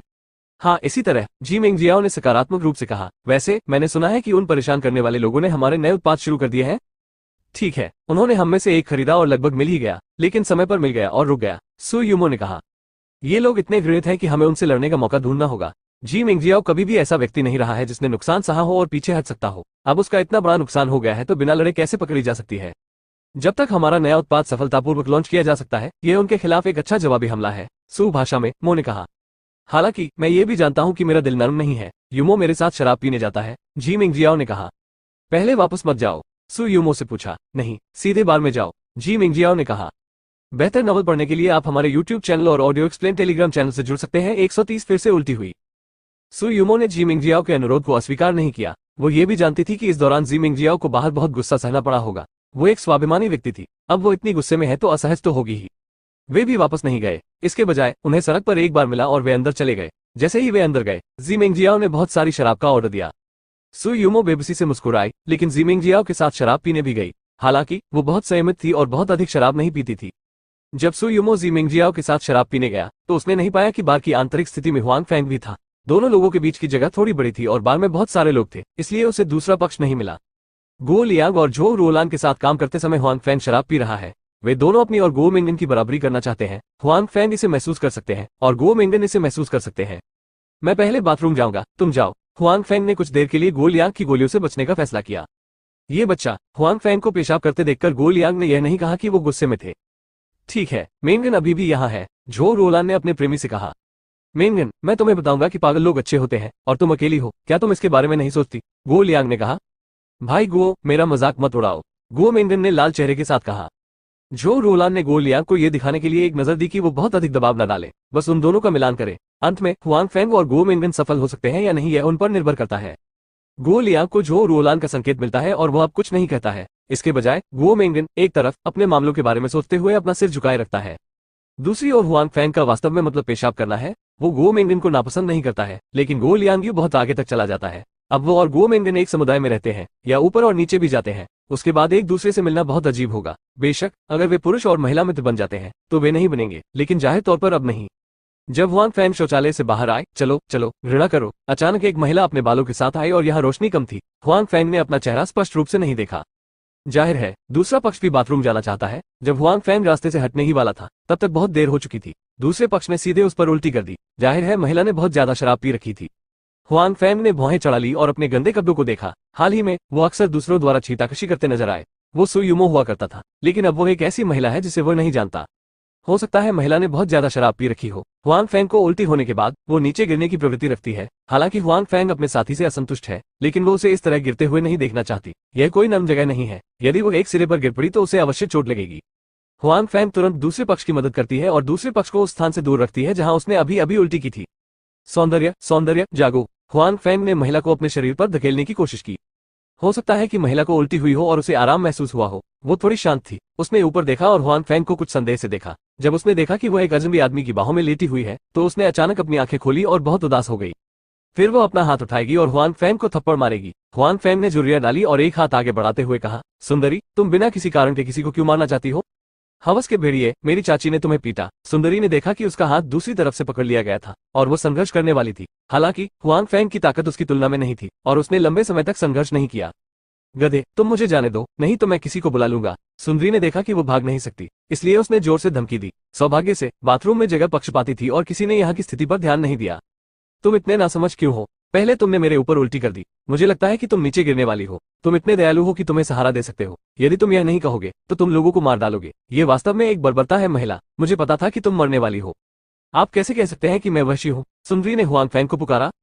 क्या तुम जंगली नहीं हो? Huang Fang Road. वास्तव में इस समय सुंदरता को याद आ गया है कि पहले क्या हुआ था। उसने सच में अपने पार्टनर को उल्टी कर दी और तभी दूसरी तरफ से देखा कि वो गिरने वाली है तो वो उसकी मदद के लिए आ गई। हालांकि उसने सोचा है कि क्या हुआ था। हुआंग फैंग अभी भी खुद को यहाँ रखता है और अपना फायदा उठाता है। इसके अलावा हुआंग फैंग का यहाँ तक कहना है कि वो वहशी है। हालांकि वो सामान्य समय में थोड़ी सी होती है, लेकिन उसे दूसरों का ऐसा कहना पसंद नहीं है। मैंने तुम्हें पीट पीट कर मार डाला। मैंने कहा कि मैं वहशी था, सुंदरी ने क्रोधित होकर कहा। यह अनुचित है। हुआंग फैंग उस पर ध्यान देने में बहुत आलसी है। वो घूमती है और अपने कपड़े धोने के लिए बाथरूम में चली जाती है। आप सुंदरता और क्या कहना चाहती थी, लेकिन जब उसने हुआंग फैंग को उसकी ओर ध्यान दिए बिना अंदर जाते देखा तो उसका पीछा करना आसान नहीं था। इसके अलावा वो असहज महसूस कर रही थी और उसे फिर से उल्टी होने लगी। वो जल्दी से महिलाओं के बाथरूम में चली गई। जब हुआंग फैंग फिर से बाथरूम से बाहर आया तो उसने महिला को नहीं देखा। उसे कोई परवाह नहीं थी, केवल तभी जब वो एक पागल आदमी से मिला। तुम्हें क्या हुआ? बाथरूम में तुम्हारे कपड़े गीले क्यों हैं? जब हुआंग फैंग वापस लौटा तो गो लियांग ने हुआंग फैंग के सामने पानी के धब्बे का एक पूल देखकर पूछा। मैं हाल ही में एक शराबी से मिला और उसने मेरे ऊपर उल्टी कर दी, इसलिए मुझे पहले खुद को धोना पड़ा। हुआंग फैंग ने कहा। तुम सच में बदकिस्मत हो, तुम्हें आखिरी बाथरूम में इस तरह की चीज मिल सकती है। गो लियांग ने बेरहमी से उपहास किया। जहां तक झो रोलान और गो मेंगन की बात है, उन दोनों ने मुस्कुराहट के साथ हुआंग फैंग को देखा। उसकी किस्मत सचमुच खराब थी। हुआंग फैंग को भी ऐसा ही लगा, चाहे उस पर थूका जाए या नहीं। उसने अच्छे कर्म किए और लगभग मार ही खाई। ये भयानक था। मेंगजियाओ, क्या आप वापस आ गए? आप इतनी देर तक क्यों रहे? ऐसा लग रहा था कि सुयुमो गलत स्थिति में थी और साथ जाना चाहती थी। हालांकि उसने जी मेंगजियाओ द्वारा इनकार कर दिया और चिल्लाया कि वो बहुत ज्यादा नहीं पीती है। अप्रत्याशित रूप से वो इतने लंबे समय के लिए चली गई। मैं अभी एक भेड़िए से मिला। मैं उसे सबक सिखाना चाहता था, लेकिन मैं भाग गया। जी मेंगजियाओ ने अपने चेहरे पर गुस्से से कहा। वास्तव में बाथरूम से बाहर आने के बाद वो तुरंत वापस नहीं आई, लेकिन बाहर हुआंग फैंग का इंतजार करती रही। कौन जानता है कि इतने लंबे इंतजार के बाद उसने हुआंग फैंग को नहीं देखा, इसलिए वो वापस नहीं जाना चाहती थी। यह अनुमान लगाया गया है कि हुआंग फैंग उससे पहले बाहर आ गया था। सब फिक्शन ZP.co तेज अपडेट कम विज्ञापन बेहतर नवल पढ़ने के लिए आप हमारे YouTube चैनल और ऑडियो एक्सप्लेन टेलीग्राम चैनल से जुड़ सकते हैं। 131 बस आप जी मेंगजियाओ और हुआंग फैंग उससे दोबारा लड़ना नहीं चाहते थे। बेशक वे माफी नहीं मांगना चाहते थे। उसने नहीं सोचा कि उसने ये गलत किया है। हालांकि हुआंग फैंग ने खुद की मदद की, लेकिन उसे इसका फायदा भी मिला। जी मेंगजियाओ और अन्य हुआंग फैंग सिर्फ उसके साथ एक सिद्धांत रखना चाहते हैं। वो आमतौर पर मौखिक रूप से कभी पैसे नहीं खोती। केवल अंत में जी मेंगजियाओ ने हुआंग फैंग की प्रतीक्षा नहीं की। वो अभी नाराज होकर वापस आई थी, इसलिए उसका मूड खराब था। आपने कुछ भी नहीं खोया, क्या आपने? सु यूमो ने चिंता से पूछा। ये कैसे संभव है? मुझे नुकसान कैसे हो सकता है? हालांकि जी मेंगजियाओ को लगता है कि उसे नुकसान हुआ है, लेकिन वो स्पष्ट रूप से सु यूमो से बात नहीं करेगी। इसका मतलब ये स्वीकार करना नहीं है कि वो बेकार है। कोई हानि नहीं। सु यूमो ने राहत की सांस ली। वो ये भी जानती थी कि बार में लोग बहुत विविध थे और उसे डर था कि जी मेंगजियाओ को नुकसान होगा, लेकिन जी मेंगजियाओ की सामान्य कार्य आदतों को देखते हुए उसे कोई नुकसान नहीं हुआ था। उसने हिम्मत की, अगर उसने मेरा फायदा उठाने की हिम्मत की तो मैं उसे छोड़ दूंगा, जी मेंगजियाओ ने शातिराना ढंग से कहा। सु ने कहा कि वो जानती थी कि जी मेंगजियाओ ऐसा करेगी। ठीक है, अभी भी इतनी जल्दी नहीं है। तुम अभी वापस आए हो, वापस जाओ और पहले आराम कर लो, सु यूमो ने कहा। ठीक है, जी मेंगजियाओ ने कहा कि वो वास्तव में थकी हुई थी। उसने अभी थोड़ा ज्यादा पी लिया था। हालांकि वो अब शांत है, लेकिन उसका सिर आरामदायक नहीं है। वो भी पहले आराम करने के लिए वापस जाना चाहती है। जहां तक हुआंग फैंग का सवाल है, वो उसकी तलाश करना चाहेगी। हालांकि बार में इतने सारे लोगों को देखना यथार्थवादी नहीं है। इसके अलावा हो सकता है कि उसने बार छोड़ दिया हो, इसलिए जब वो दोबारा मिले तो उसके लिए अच्छा दिखने का यही एकमात्र तरीका है। बेशक दूसरी तरफ हुआंग फैंग को नहीं पता था कि उसने किस पर ध्यान नहीं दिया। दूसरा पक्ष हिसाब चुकाने के लिए उसे ढूंढना भी चाहता था। मुझे डर है कि अगर उसे ये पता चला तो वो फिर कुछ बुरा कह सकता है। हुआंग फैंग अकेले नहीं है जो सोचते हैं कि वो बदकिस्मत है। उससे पहले भाई बियाओ को हुआंग फैंग को सबक सिखाने दो। इस समय भी यही विचार सत्य है। इस समय वो लड़के के साथ घर बसा रहे हैं। जब उसे पता चला कि उसने अब तक हुआंग फैंग की समस्या का समाधान नहीं किया है, तो उसने तुरंत उसे डांटना शुरू कर दिया। हालांकि हर कोई अमीरों की दूसरी पीढ़ी है, वे गरीब भी है और इससे भी अधिक लड़का एन उसे इस तरह डांटता है, वो पलटकर जवाब देने की हिम्मत नहीं करता। इसलिए लाओयू केवल यही कह सकता है कि वो वास्तव में बदकिस्मत है। वो मूल रूप से टोंगवॉन की चापलूसी करना चाहता था और उसने हुआंग फैंग को सबक सिखाने के लिए ये काम किया, लेकिन अब वो ऐसा नहीं कर सकता। वहां पर भाई बियाओ अभी भी उचित तरीके से अपना पैसा ले रहे हैं। इसके अलावा वो फोन पर खुद से ही बदतमीजी से बात करता है। उसका मूड बहुत खराब है। टोंग जियान ने उसे डांटा। वो इसे सहन कर सकता है और इसे सहन करना ही होगा। हालांकि उसे छोटे भाई और अन्य लोगों के लिए इसे सहन करने की अनुमति नहीं है। उनकी नजर में जवान भाई महज एक अनपढ़ गैंगस्टर है। अपने आप से इस तरह बात करने का साहस करना बहुत ही अहंकारपूर्ण बात है। कैसी बेकार बर्बादी है। टोंग जियान ने आज शाम लाओ यू की फटकार का सारांश दिया। जब वो उनके संपर्क में था तब भी उन्हें लगा कि लाओ यू में कुछ क्षमताएं हैं। हालांकि अप्रत्याशित रूप से वो इतना छोटा सा काम भी अच्छे से नहीं कर सका। वो बर्बादी नहीं है। अगर उसे ये पता होता तो वह अपने लिए कोई न कोई ढूंढ लेता। वो शुरुआत में ही परेशानी में था, बिना रास्ते के नहीं। हालांकि इतना लंबा समय हो गया है, टोंग जेडेन का हुआंग फैंग के प्रति द्वेष बिल्कुल भी कम नहीं हुआ है। क्योंकि वो इतने लंबे समय से इससे निपटने में विफल रहे हैं, इसलिए उन्होंने इसे स्वयं ही करने की योजना बनाई है। टोंग शाओ, मैं इस बार अच्छा काम नहीं कर रहा हूँ, लेकिन चिंता मत करो, मैं इसे जल्द से जल्द करूंगा। लाओ यू ने फिर वादा किया कि वो अन्य लोगों के पास जाने वाला है। वो दिन के अंत में स्वयं की चापलूसी नहीं करना चाहता था। उन्होंने टोंग जियान को अपने बारे में बुरा महसूस कराया। यह इसके लायक नहीं है। आप वादा करते हैं, आप क्या गारंटी लेते हैं? अब भी आपके पास मुझसे वादा करने के लिए चेहरा है? लड़के के मुंह की लार लाओ यू के चेहरे पर लगभग बिखर जाती है। लाओ यू ही इसे सहन कर सकता है। टोंग शाओ, मुझे एक और मौका दो, मैं वादा करता हूँ। उस छोटे सुरक्षा गार्ड को टोंग शाओ के सामने घुटने टेकने दो और कल दया की भीख मांगो, लाओ यू ने जल्दी में कहा। हालांकि 2 असफलताओं के बाद ये स्पष्ट है कि लड़का एन लाओ यू पर विश्वास नहीं करता है और उस पर ध्यान नहीं देता है। उसके सामने सारी शराब पीने के बाद वो कुछ नहीं बोलती। वो खड़ी होती है और सीधे चली जाती है। ये लाओ यू की लय को पूरी तरह से नजरअंदाज करना है। पुराने जमाने का और अनिच्छुक होने के कारण वो खड़ा हुआ और एक ही समय में समझाते हुए और गारंटी देते हुए चला गया, लेकिन प्रभाव स्पष्ट नहीं था। जब वे क्लब से बाहर निकले तो अचानक कुछ बदमाशों ने उन्हें रोक लिया। अन्ना कौन है? यह मत कहो कि दूसरे पक्ष ने उसका रास्ता रोक दिया, यानी गलती से रास्ता रोक दिया, तो वो विनम्र नहीं होगा। जंगली कुत्ता कहाँ है? रास्ते से हट जाओ, टोंग जियान डांटते हैं। उनका मूड जाहिर तौर पर बहुत अच्छा नहीं है। लाओ यू का मूड भी खराब है। वो सोचता है कि यह खुद को दिखाने का मौका है, इसलिए वो तुरंत कहता है, आप में से कितने लोगों के पास आंखें नहीं हैं जो बच्चों का रास्ता रोकने की हिम्मत करते हैं?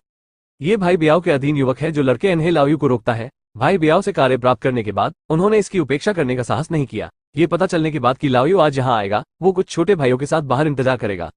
वो अंदर नहीं जाना चाहता, लेकिन वो ऐसा क्लब खोल सकता है। एक पृष्ठभूमि होनी चाहिए। वो ऐसे क्लब में गड़बड़ी करना नहीं चाहता या करने की हिम्मत नहीं करता। इसके अलावा ऐसे क्लब में खपत निश्चित रूप से कम नहीं है, इसलिए वे केवल बड़े 2 लोगों के लिए बाहर इंतजार कर सकते हैं। वे जितना अधिक प्रतीक्षा करते हैं, वे उतने ही अधिक दुखी होते हैं। ये बेकार दूसरी पीढ़ी के अमीर लोग इसमें आनंद क्यों ले सकते हैं, स्वयं और इतने पर केवल प्रतीक्षा करने के लिए हवा के झोंके के लिए बाहर बैठ सकते हैं?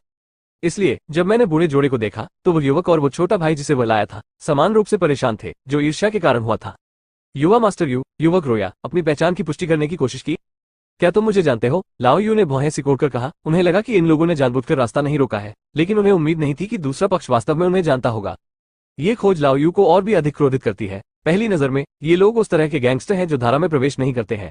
दूसरा पक्ष स्पष्ट रूप से स्वयं को जानता है। मुख्य बात यह है कि स्वयं को जानने के बाद दूसरा पक्ष स्पष्ट रूप से स्वयं पर ध्यान नहीं देता है। भाई बियाओ खुद पर ध्यान नहीं देते। लापरवाही से छूने वाले सभी गैंगस्टरों का रवैया एक जैसा कैसे हो जाता है? अब छोटे गैंगस्टर इतने अहंकारी हो गए हैं?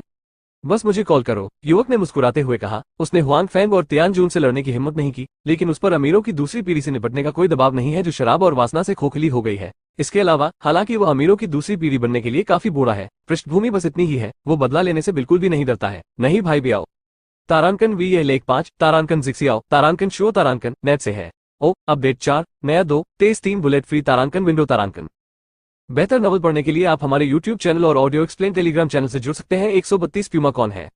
आप क्या करने जा रहे हैं? बूढ़ा आदमी हैरान था और छिपना चाहता था, हालांकि तब तक बहुत देर हो चुकी थी। युवक के पीछे से एक गैंगस्टर आगे आया और बूढ़े व्यक्ति के चेहरे पर मुक्का मारा। अचानक वो दर्द से चिल्ला उठा। आप क्या कर रहे हो? उसके बगल वाले लड़के एन्नू ने कहा कि उसका मूड खराब था। अब उसने देखा कि कुछ छोटे गैंगस्टर लोगों को एक दूसरे से मिलते ही मारते हैं, जिससे उसे और भी बुरा महसूस होता है। तुम उस बच्चे के साथ हो, मेरे साथ लड़ो। ये स्पष्ट है कि युवक टॉम जियान को नहीं जानता है, और यह सामान्य है कि वो टॉम जियान को इस पहचान से नहीं जानता है। इस युवक को याद है कि जब एन नाम के लड़के ने खुद को दूसरों का इंतजार करते देखा तो उसने खुद को लुढ़कने के लिए कहा, ये तथाकथित अमीर दूसरी पीढ़ी अहंकारी है।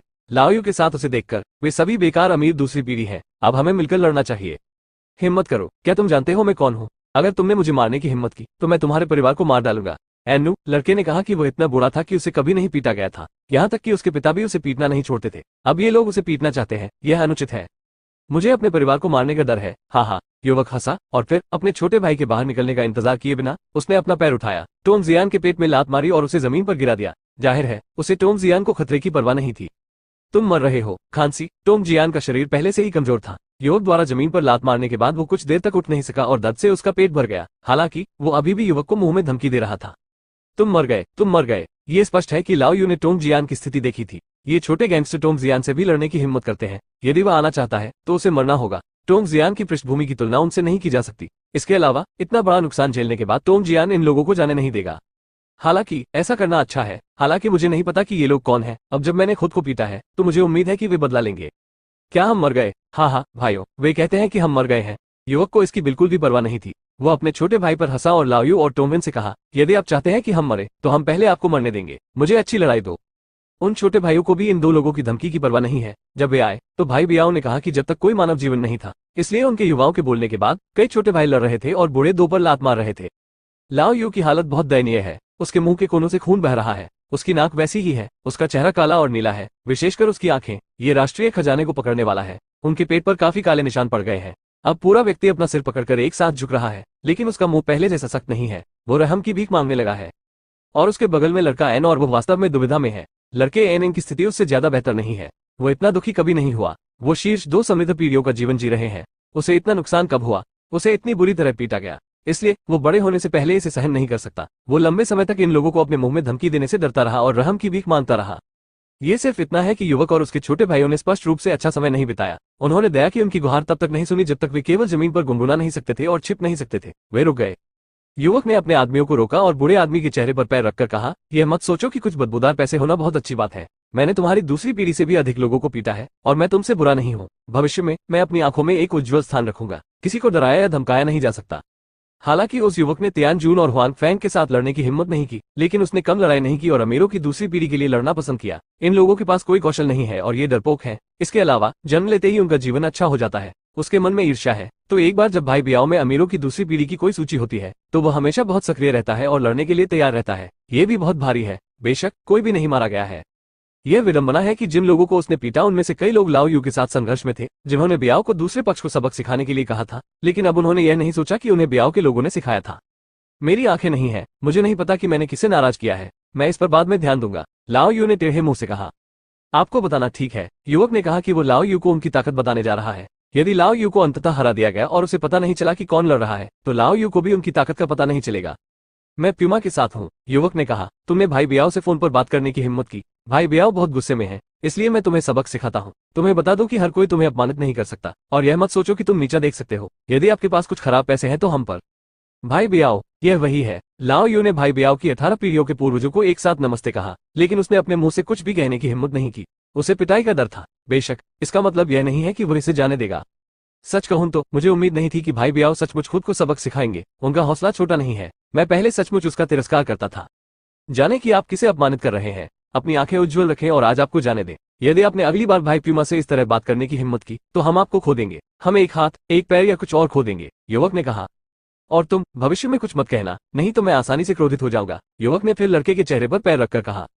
चल दर, युवक ने उच्च आत्माओं में अपने छोटे भाई से कहा। आज बहुत अच्छा है। दो बेकार अमीर दूसरी पीढ़ी के साथ उसने अपना आत्मविश्वास पाया और कल तियान जून और हुआंग फैंग के सामने अपना गुस्सा निकाला। भाई बियाओ, लाओ यू ने देखा कि सभी लोग चले गए थे और फिर उसे बैठने के लिए संघर्ष करना पड़ा। पहले भी कुछ लोग वहां से गुजरे थे, लेकिन कोई उसे रोकने के लिए आगे नहीं आया। लाओ यू, वो प्यूमा भाई कौन है? मैं चाहता हूं कि वो मर जाए। इस समय टोंग जियान भी उठ बैठे और कहा, ऐसा नहीं है कि वो खड़ा नहीं होना चाहते हैं। इस समय उनके पूरे शरीर में दर्द है। उनके पास खड़े होने की ज्यादा ताकत नहीं है। वो खड़े हो सकते हैं, केवल पहले धीरे धीरे जमीन पर बैठे। वो प्यूमा भाई ही है जिसने मुझसे छोटे सुरक्षा गार्ड को सबक सिखाने के लिए कहा था, लाओ यू ने टोंग जियान से कहा और फिर उसे अपने और प्यूमा के बारे में बताया। तारांकन वी यह लेख 5, तारांकन जिक्सियाओ, तारांकन शो, तारांकन नेट से है। ओ अपडेट 4, नया 2, तेज 3 बुलेट फ्री तारांकन विंडो तारांकन। बेहतर नॉवल पढ़ने के लिए आप हमारे YouTube चैनल और ऑडियो एक्सप्लेन टेलीग्राम चैनल से जुड़ सकते हैं। 133 एक जानवर है। ये कैसे हो सकता है? ठीक है, क्योंकि मुझे उसकी पहचान पता है। वो मेरे बदला लेने का इंतजार करेगा। दर्द होता है। जब टोंग जियान को अपने पुराने मुंह से प्यूमा भाई की पहचान पता चलती है तो वो बहुत क्रोधित होता है। वो उस आदमी को कभी नहीं जाने देगा जो खुद को मारने की हिम्मत करता है। वो बस एक पल के लिए उत्साहित होता है, घाव को छूता है और उसके आंसू गिर जाते हैं। बेशक टोंग जियान इतना गुस्से में है, इसलिए नहीं कि वो बूढ़ा है। उसे एक गैंगस्टर ने इतना पीटा कि उसके शरीर पर काफी चोटें आई।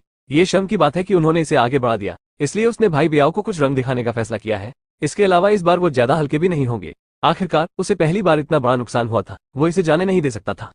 मैं इतना बूढ़ा हो गया हूं कि एक जवान लड़के को दांत पीसते हुए देख सकता हूं और मुझे उससे सहानुभूति भी होने लगती है। भले ही वो खुद लड़ता हो, लेकिन उसे उससे निपटना नहीं पड़ता। हालांकि वह अनजाने में युवा लड़के की पिटाई भी कर देता है, फिर वो खत्म हो गया। दोनों पक्ष भारी नहीं है। बेशक उसकी चोट को देखकर भाई प्यूमा के लिए यूयू की सहानुभूति, जो अभी अभी उसके दिल में उठी थी, गायब हो गई। उसने ये भी सोचा कि भाई प्यूमा को दुखी करना लड़के के लिए बेहतर होगा। अर्थात भले ही मुझे पीटा जाए, वे जीवित नहीं रहना चाहते। यदि आप लड़ने की हिम्मत करते हैं, भले ही वे युवा हो, वो उकसाने के लिए काफी बूढ़ा है। वो जानता है कि वो अपने रिश्ते से बदला नहीं ले सकता। हालांकि अगर कोई लड़का है तो यह वैसा नहीं है। वो उस पर अपनी आशा रखता है। टोंग जियान लाओ यू से बहुत सहमत है, यहाँ तक कि लड़ने की हिम्मत भी करता है, मरना नहीं चाहता। हालांकि जब उसने लाओ यू को अपने बगल में देखा तो उसे अचानक नाराजगी का एहसास हुआ। उसे पीटा गया। इस आदमी के कुछ कारक भी थे। अगर उसने कोई बुरा काम नहीं किया होता तो उसे काम करने के लिए ऐसा व्यक्ति मिल जाता। यदि उसने ऐसा नहीं किया तो उसे सबक सिखाने के लिए दूसरे पक्ष द्वारा बुलाया जाएगा। उसे कैसे पीटा जा सकता था? तुम्हारा तीर भी एक बर्बादी है। अगर तुमने उस बर्बादी की तलाश नहीं की तो क्या मुझे पीटा जा सकता है? टोंग जियान ने लाओ यू को डांटा। टोंग शाओ, ये सब मेरी गलती है। मेरी आंखें नहीं है और मैं लोगों के बारे में गलत हूँ, लाओ यू ने जल्दी में कहा। टोंग जियान ने यू को बहुत देर तक डांटा, इससे पहले कि उसे लगा कि उसने उसे लेने के लिए किसी को नहीं भेजा है। इस स्थिति से निपटने के लिए उसे अस्पताल जाना होगा। यह उल्लेख करने की आवश्यकता नहीं है कि दो बच्चों एन और लाओ यू को इलाज के लिए अस्पताल भेजा गया था। हुआंग फैंग की पार्टी खत्म हो गई थी। अंततः निश्चित रूप से हुआंग फैंग ने ऑर्डर खरीद लिया। किसने उसे आज चले जाने के लिए कहा, भले ही उसने अभी एक घर किराए पर लिया हो? आज आप मुझे सपना देखने से मना नहीं करेंगे, बार के दरवाजे पर गो लियांग ने मुस्कुराते हुए हुआंग फैंग से कहा। मैंने कब मना किया? हुआंग फैंग ने गुस्से में कहा। हाँ, चलो पहले चलते हैं और सपना देखते हैं कि हान तुम्हें सौंप दिया जाएगा, गो लियांग ने मुस्कुराते हुए कहा। हुआंग फैंग ने गुस्से में अपना हाथ लहराया और अमानवीय व्यक्ति ने गर्व से अपनी प्रेमिका का हाथ पकड़ा और चला गया। चलो भी चले, हुआंग फैंग ने गुओ मेंगन से कहा। कुआ, इस बार गुओ मेंगन ने मना नहीं किया। आखिरकार वे पहले से ही हुआंग फैंग के साथ एक ही समुदाय में रह चुके हैं। उनका एक साथ वापस जाना ही सही है। वे पूरे रास्ते सामान्य बातें करते रहे। जब गुओ मेंगन बार में थी तो वो पहले की तुलना में थोड़ी अधिक बातूनी थी। हालांकि ये थोड़ा सा ही था, उसके शब्द ज्यादा नहीं थे। इसके अलावा हालांकि उन पर हुआंग फैंग की अच्छी छाप थी, फिर भी वे एक दूसरे से परिचित नहीं थे, इसलिए वे ज्यादा बात नहीं कर सकते थे। हालांकि कई संपर्कों के बाद वे एक दूसरे से परिचित नहीं थे। कम जब हम एक साथ होंगे तो हम शुरुआत में उतने प्राइम नहीं होंगे। ये फिर से वही लिफ्ट है, लेकिन इस बार लिफ्ट में केवल 2 ही नहीं है। आखिरकार ये समुदाय आसपास लोकप्रिय है, इसलिए इसमें बहुत सारे लोग रहते हैं। इसके अलावा उनमें से अधिकतर युवा लोग हैं। इस समय बाहर खेल रहे युवा एक के बाद एक वापस आ रहे हैं। ये सामान्य है कि लिफ्ट में अधिक लोग हों। गुओ मेंगन फिर भी पहले नीचे गए, लेकिन उन्होंने हुआंग फैंग को बैठने के लिए आमंत्रित नहीं किया। पिछली बातचीत के अनुसार हुआंग फैंग को पता था कि गुओ मेंगन 3 कमरों और एक हॉल वाले घर में रहते थे। हालांकि वह हुआंग फैंग की तरह अकेली नहीं रहती थी, वह अभी भी अन्य लोगों के साथ घर साझा करती थी। उसके अलावा वहां 2 किराएदार थे, दोनों महिलाएं और कामकाजी सभी पास पास ही काम करते थे। स्वाभाविक रूप से हुआंग फैंग अतीत का अनुसरण नहीं करना चाहता था, इसलिए वो अपने कमरे में वापस चला गया। जैसे ही हुआंग फेंग ने दरवाजे में प्रवेश किया, जियाओबाई फुसफुसाते हुए दौड़ती हुई आई। अब ये शुरुआत की तुलना में कहीं अधिक मजबूत है। दौड़ते समय यह नीचे नहीं गिरेगा। हुआंग फेंग ने झुककर छोटे लड़के को अपने हाथ में पकड़ लिया और उसके मुलायम बालों को सहलाया। जियाओबाई, क्या ये घर पर उबाऊ है? जियाओबाई हुआंग फेंग की हथेली को चाटती है और बहुत ही मानवीय तरीके से अपना सिर हिलाती है। हुआंग फेंग आश्चर्यचकित है। अप्रत्याशित रूप से वह इतना चतुर है कि उसने सोचा कि वह जो कह रहा है उसे समझ सकता है, लेकिन अब उसे पता चला है कि वह अपना मतलब खुद व्यक्त कर सकता है। हालांकि यह भी एक साधारण क्रिया है, ये छोटी ही होगी, इसके बड़े होने की प्रतीक्षा में यह और भी अधिक होगी। यह एक वास्तविक जानवर है, ये वास्तव में स्मार्ट है। हुआंग फेंग ने भावुक होकर कहा कि जब वह यूनिवर्सिटी में थे तो गेम खेला करते थे। स्वाभाविक रूप से वह ये भी जानता था कि जानवर का अर्थ क्या है और खेल में उनकी स्थिति किस प्रकार की है, लेकिन उसने यह उम्मीद नहीं की थी कि जियाओबाई उससे अधिक होशियार होगी जितना उसने सोचा था। यह देखकर कि छोटा लड़का भूखा लग रहा है, हुआंग फेंग ने अपना खरीदा हुआ दूध निकाला और उसे खिलाया। छोटे आदमी की भूख स्पष्ट रूप से अच्छी है, दूध भी पिया जाता है। इसके अलावा जब दूध खत्म हो गया तो हुआंग फेंग को अचानक पता चला कि छोटे लड़के की आंखें खुली हैं। आह, तुमने अपनी आंखें कब खोली? हुआंग फेंग ने आश्चर्य से पूछा। छोटे लड़के ने पहले हुआंग फेंग को दो गर्व से चिल्लाया और फिर अपने पैर ऊपर कर दिए। यह आम पिल्ले से अलग नहीं था और उसकी आंखों में हुआंग फेंग के प्रति लगाव था। जाहिर है उसने हुआंग फेंग को अपने परिवार का सदस्य माना था। ठीक है, मैं भविष्य में आपका रिश्तेदार बनूंगा। अगर मुझे आपकी दुनिया में जाने का मौका मिला तो मैं आपके माता पिता को ढूंढने में आपकी मदद करूंगा। हालांकि उसे नहीं पता था कि उसके माता पिता मर चुके हैं। जब हुआंग फेंग यहाँ जियाओबाई को चिढ़ा रहा था तो वहां की नई दुनिया पहले ही खत्म हो चुकी थी। खासकर लिंगजियाओ घाटी और पुनर्जन्म वाले लोग। यूनियो चिल्लाने के बाद सीरियस में विस्फोट हो गया। हर किसी को पता चला कि वे मर गए थे और उन्हें नहीं पता था कि दूसरे पक्ष के लोग मर गए थे या नहीं। इसलिए उन सभी को संदेह था कि दूसरे पक्ष के लोगों ने शहर निर्माण आदेश प्राप्त किया था और किसी भी पक्ष ने स्वीकार नहीं किया कि उन्होंने शहर निर्माण आदेश प्राप्त किया था। ऐसा लगता है कि शहर में नगर निर्माण आदेश के बारे में कोई खबर नहीं है। इसलिए जो लोग इसमें रुचि रखते हैं वे सोचते हैं कि शहर के निर्माण का क्रम अभी भी कायम है। इसलिए दोनों तरफ के लोग पुनरुत्थान के बाद सभी पूर्व स्थान पर भाग जाते हैं। इसी दौरान खबरें भी लीक हो जाती हैं। अधिक से अधिक लोग समाचार जानते हैं और जो लोग शहर के निर्माण में रुचि रखते हैं वे सभी वहां दौड़ पड़ते हैं। लोग अधिक से अधिक हैं। बेहतर नॉवल पढ़ने के लिए आप हमारे YouTube चैनल और ऑडियो एक्सप्लेन टेलीग्राम चैनल से जुड़ सकते हैं। 134 गिल्ड थपाए। जैसे ही अधिक लोग होंगे विरोधाभास सामने आ जाएगा, खासकर जब बात शहर निर्माण आदेश जैसे शीर्ष स्तर के खजाने की हो। हर किसी का हार मानने का कोई इरादा नहीं है। लिंगजियाओ घाटी के लोग सबसे अधिक जिद्दी हैं। आखिरकार चांदी का चंद्रमा हाउलिंग सीरीज उन्हें सबसे पहले मिला था। हालांकि इतनी बड़ी कीमत चुकाने के बाद भी उन्हें कुछ नहीं मिला। यह अजीब है कि वे सहज हैं और पुनर्जन्म लेने वाले लोग भी बहुत दुखी होते हैं। जब वे वहां पहुंचते हैं तो लिंगजियाओ घाटी के लोग सब कुछ खो चुके होते हैं और चांदी का चांद चिल्लाने वाला सीरीज भी मर रहा होता है। वे मूल रूप से चांदी की चांद की गरजने वाली सीरीज को मारने में सक्षम है। कौन जानता है कि आखिर में बदलाव होगा ही, क्योंकि शुरुआत में केवल लिंगजियाओ घाटी और पुनर्जन्म वाले लोग ही इन्युइक्जियाओ सीरीज के विशिष्ट स्थान को जानते थे। इसलिए दोनों पक्षों को संदेह था कि दूसरे पक्ष ने शहर निर्माण आदेश प्राप्त कर लिया है। इसके अलावा न केवल शहर निर्माण आदेश बल्कि इन्युइक्जियाओ सीरीज भी जन्म देने वाला था। हमें पता होना चाहिए कि खेल में राक्षस के मरने के बाद पालतू जानवर के अंडे को विस्फोट करने का मौका था, जबकि उन गर्भवती मादा राक्षसों ने पालतू जानवर के अंडे को विस्फोट कर दिया था। अंडे की संभावना अधिक है, लगभग 100%, लेकिन अब दृश्य पर कुछ भी नहीं है। उन्हें शक होगा कि दूसरे पक्ष के लोगों ने कुछ ले लिया है। यदि दूसरा पक्ष यहाँ आ सकता है और पालतू अंडा ले जा सकता है तो शहर निर्माण का आदेश दूसरे पक्ष को प्राप्त करना होगा। इसलिए जब लिंगजियाओ घाटी और पुनर्जन्म के लोग घटनास्थल पर आते हैं तो दोनों पक्ष एक दूसरे से भिड़ जाते हैं। अब उनके दोनों पक्षों के अलावा अन्य संघ और बिखरे हुए लोग भी हैं। गेम में लोगों की हिम्मत बहुत कम होती है कि अक्सर देखा जाता है। इसलिए खेल में अधिकांश लोगों के दुश्मन होते हैं। अब यहाँ बहुत से लोग इकट्ठा होते हैं और अपने दुश्मनों को ढूंढते हैं। उसके बाद कोई चुपचाप दुश्मन पर हमला करना शुरू कर देता है। जैसे जैसे अधिक से अधिक लोग इसे पसंद करते हैं, दृश्य और अधिक अराजक होता जाता है। अंततः वे नियंत्रण से बाहर हो गए। जो लोग बदला लेने के लिए हत्या करना और उपकरण लूटना चाहते हैं वे सभी अपने हाथ आगे बढ़ाते हैं। शुरुआत में कोई भी शांत नहीं रह सकता, हालांकि आखिरकार यहाँ बहुत सारे लोग हैं। इस तरह दूसरों के शुरू होने के बाद आकस्मिक चोट लगना आसान होता है। हर किसी का गुस्सा छोटा नहीं होता। उन पर बिना किसी कारण के दूसरों द्वारा हमला किया जाता है। वे वापस कैसे नहीं लड़ सकते? वास्तव में दृश्य अधिक अराजक है। लिंगजियाओ घाटी में लोग और पुनर्जन्म अंततः शुरू हुआ। लिंगजियाओ घाटी के लोग पिछले संघर्ष से आश्वस्त नहीं थे। वे उस समय इन्युइक्जियाओ सीरीज द्वारा मारे गए थे। उनकी ताकत को बहुत नुकसान हुआ और लोगों की संख्या पुनर्जन्म जितनी बड़ी नहीं रही। इसलिए जब उन्होंने शुरुआत की तो वे हमेशा नुकसान में थे। हालांकि अब उनकी संख्या पुनर्जन्म के समान ही है और वे स्वाभाविक रूप से वापस जगह ढूंढना चाहते हैं। जहां तक पुनर्जन्म वाले लोगों का सवाल है, वे सोचते हैं कि जब वे पहले यहाँ थे तो लिंगजियाओ घाटी के लोग पीछे चले गए होंगे और कुछ लोग उसी समय रुक गए होंगे। इन्युइक्जियाओ के बाद सीरियस ने खुद को विस्फोटित कर लिया। ये लिंगजियाओ घाटी के लोग ही होंगे जिन्होंने सब कुछ छीन लिया। आखिरकार ये लिंगजियाओ घाटी के लोग हैं जो पहले आए थे और उनकी व्यवस्था भी बहुत पूर्ण है और उनकी तैयारी अधिक पर्याप्त है। इसलिए उन्होंने डोंगजियाओ घाटी की पहचान की। पश्चिम को लिंगजियाओ घाटी के लोगों ने लिया है, इसलिए वे लिंगजियाओ घाटी से चीजें वापस लाना चाहते हैं। हालांकि लिंगजियाओ घाटी भी एक गिल्ड है, फिर भी यह पुनर्जन्म से भी बदतर है। वे चीजें वापस पाने के प्रति आश्वस्त हैं। दृश्य अधिक से अधिक अराजक है। अधिक से अधिक लोग इसमें शामिल हैं और कुछ लोग अपने स्वयं के नुकसान से पीड़ित हैं। इसलिए वे स्थान खोजने में मदद करने के लिए दोस्तों और दोस्तों को बुलाते हैं। इसलिए हालांकि संघर्ष में बहुत से लोग मारे जाते हैं, फिर भी यहाँ लोगों की संख्या कम होने की थोड़ी सी भी प्रवृत्ति नहीं है, बल्कि अधिक से अधिक लोग यहाँ आ रहे हैं। मौतों की बढ़ती संख्या के कारण जमीन पर अधिक से अधिक उपकरण पड़ रहे हैं। बहुत से लोग उपकरण लेने के लिए संकटग्रस्त पानी में मछली पकड़ना चाहते हैं, इसलिए यहाँ अधिक अव्यवस्था है।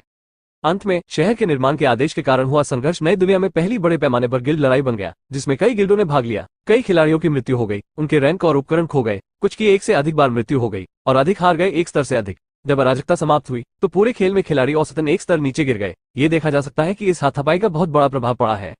हालांकि भले ही हाथापाई खत्म हो गई हो, हर कोई अपने घर वापस जाएगा और अपनी मां को ढूंढेगा। नगर निर्माण आदेश की छाया नहीं दिखी है। सिल्वर मून हाउलिंग सीरीज के पालतू अंडों का भी कोई पता नहीं है। हुआंग फेंग को नई दुनिया में बड़े पैमाने पर होने वाली गिल्ड लड़ाई के बारे में पता नहीं था। वो सिर्फ जियाओबाई को चिढ़ा रहा था।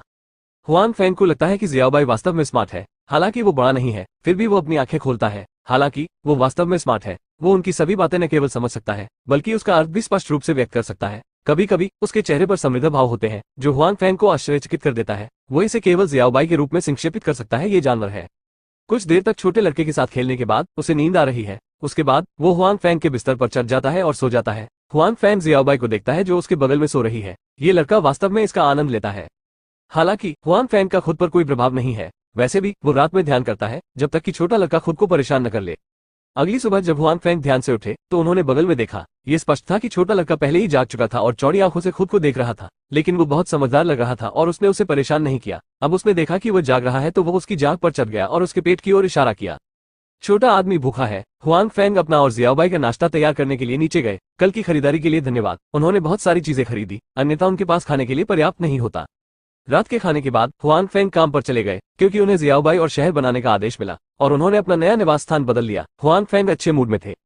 हालांकि जब वो कंपनी के कार्यालय में पहुंचे तो उन्हें असामान्यता का एक निशान मिला। उसके आसपास उसके सहकर्मियों की नजरें अजीब थी, कुछ उत्सुक और भ्रमित थी, और यहाँ तक कि कुछ लोगों की आंखों में स्पष्ट शत्रुता थी, जो उसने पहले कभी नहीं देखी थी। आखिरकार वो पहले ही यही था और बहुत से लोगों से परिचित नहीं था, इसलिए उनके बीच का रिश्ता बहुत सपाट था। इसका ज्यादा मतलब नहीं है, लेकिन इन लोगों की नजरें आज स्पष्ट रूप से अलग है। भाई वांग, क्या बात है? मुझे कैसा लग रहा है कि ये लोग मुझे अजीब नजरों से देख रहे हैं। हुआंग फेंग ने धीमी आवाज में भाई वांग से पूछा। नहीं, बाद में बेहतर होगा कि आप मुझे लाओ वांग कहें, लेकिन मुझे भाई वांग न कहें। भाई वांग ने हुआंग फेंग का पता सुना और जल्दी से कहा। क्यों? हुआंग फेंग अधिक भ्रमित है। नहीं पूछते हो? भाई वांग ने धीमी आवाज में पूछा। आप क्या जानते हैं? हुआंग फेंग का चेहरा आश्चर्य से भरा है। क्या वो कल नहीं आया और कुछ छूट गया? सब फिक्शन ZP.co तेज अपडेट, कम विज्ञापन, बेहतर नॉवल पढ़ने के लिए आप हमारे YouTube चैनल और ऑडियो एक्सप्लेन टेलीग्राम चैनल से जुड़ सकते हैं। 135 पदोन्नति। क्या मुझे सुरक्षा विभाग के प्रबंधक के रूप में पदोन्नत किया गया है? जब हुआंग फेंग ने भाई वांग के मुंह से खबर सुनी तो वह आश्चर्य से चिल्लाया। सबसे पहले सुरक्षा कार्यालय में लोग उसे देख रहे थे। अब जब उन्होंने उसकी ऐसी बात सुनी तो उनके चेहरों पर भाव छा गए। उनमें से कई तिरस्कारपूर्ण या तिरस्कृत थे। आखिरकार सभी लोगों के दिलों में हुआंग फेंग को सुरक्षा विभाग के प्रबंधक के रूप में नियुक्त किया गया था। वह अनजान नहीं हो सकता। कंपनी आमतौर पर नियुक्ति से पहले उसे बताती है। हुआंग फेंग के पास न जानने का कोई कारण नहीं है, इसलिए हुआंग फेंग का उचित प्रदर्शन सभी लोगों की नजर में दिखावा है और यह बहुत अतिरंजित है।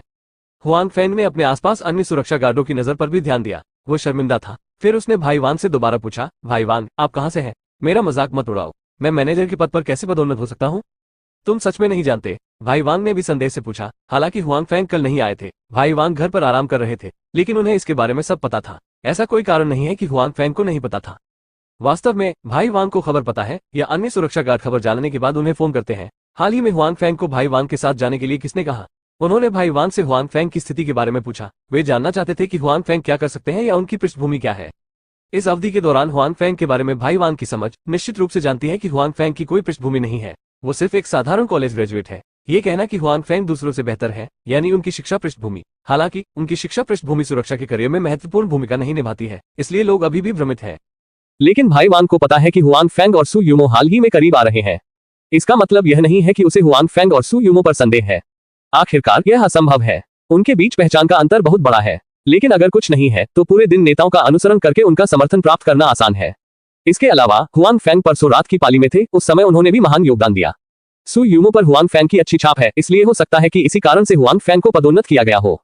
हालांकि भले ही भाई वांग को पता था कि हुआंग फेंग का सु यूमो के सामने अच्छा प्रभाव है, उन्हें उम्मीद नहीं थी कि सु यूमो इतने सीधे तौर पर प्रबंधक के पद के लिए हुआंग फेंग का उल्लेख करेंगे, जो बहुत तेज था। आखिरकार हुआंग फेंग लंबे समय तक नहीं आए, लेकिन वो अभी भी इंटर्नशिप अवधि में थे। इसलिए हालांकि भाई वांग अधिक जानते हैं और दूसरों की तुलना में अधिक अनुमान लगाते हैं, लेकिन ये भ्रमित करने वाला भी है। मैं वास्तव में नहीं जानता। मैं कल पूरे दिन घर पर था और मुझे कोई जानकारी नहीं मिली। यदि आपने अभी मुझे नहीं बताया होता तो मुझे अभी भी नहीं पता। हुआंग फैंग ने कड़वाहट भरे चेहरे के साथ कहा, हालांकि पदोन्नति बहुत अच्छी है, लेकिन उसके पास इस पहलू के लिए बिल्कुल भी तैयारी नहीं थी। पहले उसे चिंता थी कि उसकी नौकरी चली जाएगी, अब वह वास्तव में पदोन्नत हो गया है। इसके अलावा आपके बगल के लोग खुद को अमित निगाहों से देखते हैं, जो समझ में आता है। यदि आप उनकी स्थिति में खड़े होते हैं और एक बिल्कुल नए व्यक्ति को देखते हैं जिसने इंटर्नशिप अवधि पार नहीं की है, तो आपको प्रबंधक के रूप में पदोन्नत किया जाएगा और आप अपने मालिक बन जाएंगे। आपके पास भी उनके जैसा ही विचार होना चाहिए और आप बहुत असंबद्ध हैं। मैंने आपको धोखा नहीं दिया, खबर सच है। इसका फैसला कल खुद राष्ट्रपति सू ने किया था। उस समय कई लोग थे जिन्होंने इसका विरोध किया था। हालांकि राष्ट्रपति सू ने इस पर बहुत जोर दिया, इसलिए आपके लिए यह असंभव है। यदि आपकी नियुक्ति के साथ कोई दुर्घटना हुई है तो आप इसके बारे में नहीं जानते, आप बाद में बात कर सकते हैं, भाई वांग ने कहा। हुआंग फैंग कड़वाहट से मुस्कुराए, ये सुनने के बाद कि भाई वांग ने कहा कि उन्हें प्रबंधक के रूप में पदोन्नत किया गया है। हुआंग फैंग का पहला विचार सू यूमो की अपनी पदोन्नति के बारे में था, उसके अलावा कोई और नहीं होगा। जहां तक कंपनी के दूसरे बॉस की बात है तो वह तो उसे जानते ही नहीं थे। जाहिर है दूसरा पक्ष अपना प्रचार नहीं करेगा। अब भाई वांग ने अपने मन की पुष्टि कर दी। भाई वांग सही है। कुछ ही देर में कोई हुआंग फैंग को सूचित करने आया। सू यूमो ने उसे बुलाया। हुआंग फैंग भी अपने पीछे अन्य सुरक्षा गार्डों की आंखों के सामने फुसफुसाते हुए कार्यालय से बाहर चला गया। उसके बारे में क्या ख्याल है? खबर मिली। मुझे एक अच्छा आश्चर्य हुआ है। सू के कार्यालय में सू मुस्कुराहट के साथ हुआंग फैंग को देखती है। मिस्टर सू, आपका आश्चर्य मेरे लिए बहुत बड़ा है, हुआंग फैंग ने व्यंग्य भरी मुस्कान के साथ कहा कि उनकी पहले से कोई तैयारी नहीं थी। क्या नहीं बनना चाहता? सू यूमो ने कहा। कैसे? हालांकि यह अप्रत्याशित था। हुआंग फैंग पदोन्नति पाने और वेतन वृद्धि के लिए कैसे तैयार नहीं हो सकते थे? मैं बस आश्चर्यचकित हूँ। मेरे पास पहले से कोई तैयारी नहीं थी। आखिरकार मैं अभी भी अपनी इंटर्नशिप में हूँ। यह कोई समस्या नहीं है। मुझे लगता है कि आप सुरक्षा प्रबंधक के पद के लिए पर्याप्त रूप से सक्षम है। सू यूमो ने कहा कि उन्होंने कुछ स्वार्थ के साथ हुआंग फैंग को प्रबंधक नियुक्त किया। हालांकि उसका मानना था कि हुआंग फैंग सक्षम थी, इसलिए उसने निर्णय लिया। ठीक है, चूंकि मिस्टर सू मुझे इतनी नीची दृष्टि से देखते हैं, मैं अपने आप को इतनी अधिक तुच्छ दृष्टि से नहीं देखता। हुआंग फैंग ने अपना मन समायोजित किया और मुस्कुराते हुए कहा, यह सही है। सू यूमो ने संतुष्टि के साथ कहा, सुरक्षा विभाग में ऐसे बहुत से लोग होंगे जो आश्वस्त नहीं हैं। सुरक्षा विभाग सुधार करने जा रहा है। यहीं पर मैं पिछले प्रबंधक लियू से असंतुष्ट हूँ, इसलिए मैं आपको अधिकार देता हूँ। यदि आपको लगता है कि कोई नहीं कर सकता है तो आप इसे सीधे खोल सकते हैं और फिर मैं कार्मिक पक्ष को इस मामले में आपका सहयोग करने दूंगा। धन्यवाद। श्री सू हुआंग फैंग ने उन्हें धन्यवाद दिया कि सू यूमो की तलवार से हुआंग फैंग को राहत मिली और उसे ठीक करने में इतनी परेशानी नहीं हुई। ठीक है, जब मामला स्पष्ट हो गया है तो आगे बढ़े और कुछ करें। मुझे कुछ और करना है, सू भाषा में मो ने कहा। उसके बाद हुआंग फैंग अपने कार्यालय से बाहर चला गया। हुआंग फैंग के सू यूमो के कार्यालय छोड़ने के कुछ देर बाद ही एक और व्यक्ति अंदर आया। यह एक बेहद खूबसूरत महिला है। यह निश्चित रूप से सू यूमो के साथ एक रैंक है और उनकी उम्र समान है। ठीक है, नींद आ रही है। जब महिला सू यूमो के कार्यालय में आई तो उसने सू यूमो को भी प्रबंधित नहीं किया। वो उसके बगल वाले सोफे पर बैठ गई और अपनी आंखें बंद रखने के लिए सोफे पर झुक गई। सू यूमो ने महिला की ओर देखा और कहा, क्या आपके पास घर पर एक दिन की छुट्टी नहीं थी? मैं कल रात ही वापस आया और फिर से नशे में धुत हो गया। एक दिन की छुट्टी लेना बेहतर नहीं है? यह महिला जी मिंगजियाओ है जो कल ही वापस आई है। मैं आराम करूंगा, जी मिंगजियाओ ने कहा। बाद में एक और बैठक होगी। ठीक है, लगभग समय हो गया है। यदि आप ठीक है तो चले। सू यूमो ने समय देखा और कहा, मैं ठीक हूँ। जी मिंगजियाओ खड़े हुए और कहा, ओह वैसे मैंने सुना है कि सुरक्षा विभाग का प्रबंधक बदल गया है। तारांकन वी यह लेख 5 तारांकन जिक्सियाओ तारांकन शो तारांकन नेट से है। ओ अपडेट 4 नया 2 तेज 3 बुलेट फ्री तारांकन विंडो तारांकन। बेहतर नवल पढ़ने के लिए आप हमारे YouTube चैनल और ऑडियो एक्सप्लेन टेलीग्राम चैनल से जुड़ सकते हैं। 136 की बायुआन विड्रॉ करना चाहता है। हाँ, मैं आपको इसके बारे में बताने जा रहा हूँ। मैंने आपको कल रात मैनेजर लियू के बारे में बताया था। अब मेरे पास एक और मैनेजर है। नया मैनेजर हुआंग फैंग है। हालांकि वो युवा है, लेकिन उसमें कुछ क्षमताएं हैं। क्या आप मिलना चाहते हैं उसे? सू यूमो ने कहा।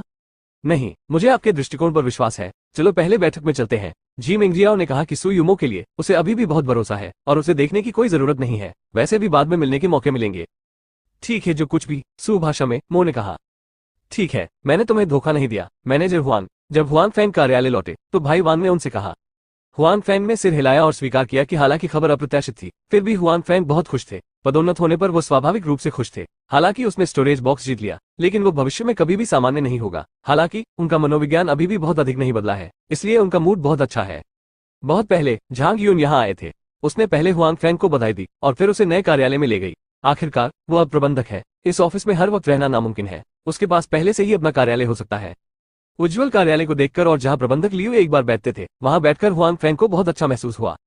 जब हुआंग फैंग को एक प्रबंधक होने की भावना का एहसास हुआ तो उन्होंने कहा कि क्यू बाओयुआन के झांग युआनमाई के घर से भागने के बाद जीवन आसान नहीं था। वो जल्दी में चला गया, इसलिए उसकी कोई तैयारी नहीं थी। सामान का जिक्र मत करो, वो अपने साथ कोई पैसा भी नहीं लाया। हालांकि क्यू बाओयुआन में रहना कठिन है। आखिरकार उसके पास कुछ कौशल है। इस समय वो इतनी परवाह नहीं कर सकता। सड़क से गुजरते एक छोटे व्यापारी को लूटने के बाद उसकी पैसों की समस्या हल हो जाती है, जिससे उसकी एक बड़ी समस्या हल हो जाती है। धिक्कार है, मैं इतना बदकिस्मत हूँ कि मुझे कुछ भी नहीं मिला। मैं दौड़ने को लेकर बहुत उलझन में हूँ। एक सराय में भोजन करते समय क्यू बाओयुआन ने बड़बड़ाते हुए कहा कि जितना अधिक वो इसके बारे में सोचता था उसे उतना ही बुरा लगता था। उसने सोचा कि उसकी गणना की गई होगी या उसे घूरा गया था या जैद बुद्ध को घूरा गया था और दूसरा पक्ष अभी भी एक विशेषज्ञ था, अन्यथा वो इसे यूं ही प्राप्त नहीं कर पाता और वहां मौजूद जैद बुद्ध एक झटके में गायब हो जाता। इससे भी अधिक गृहित बात यह है कि दूसरे पक्ष को अपने कौशल पर बहुत भरोसा है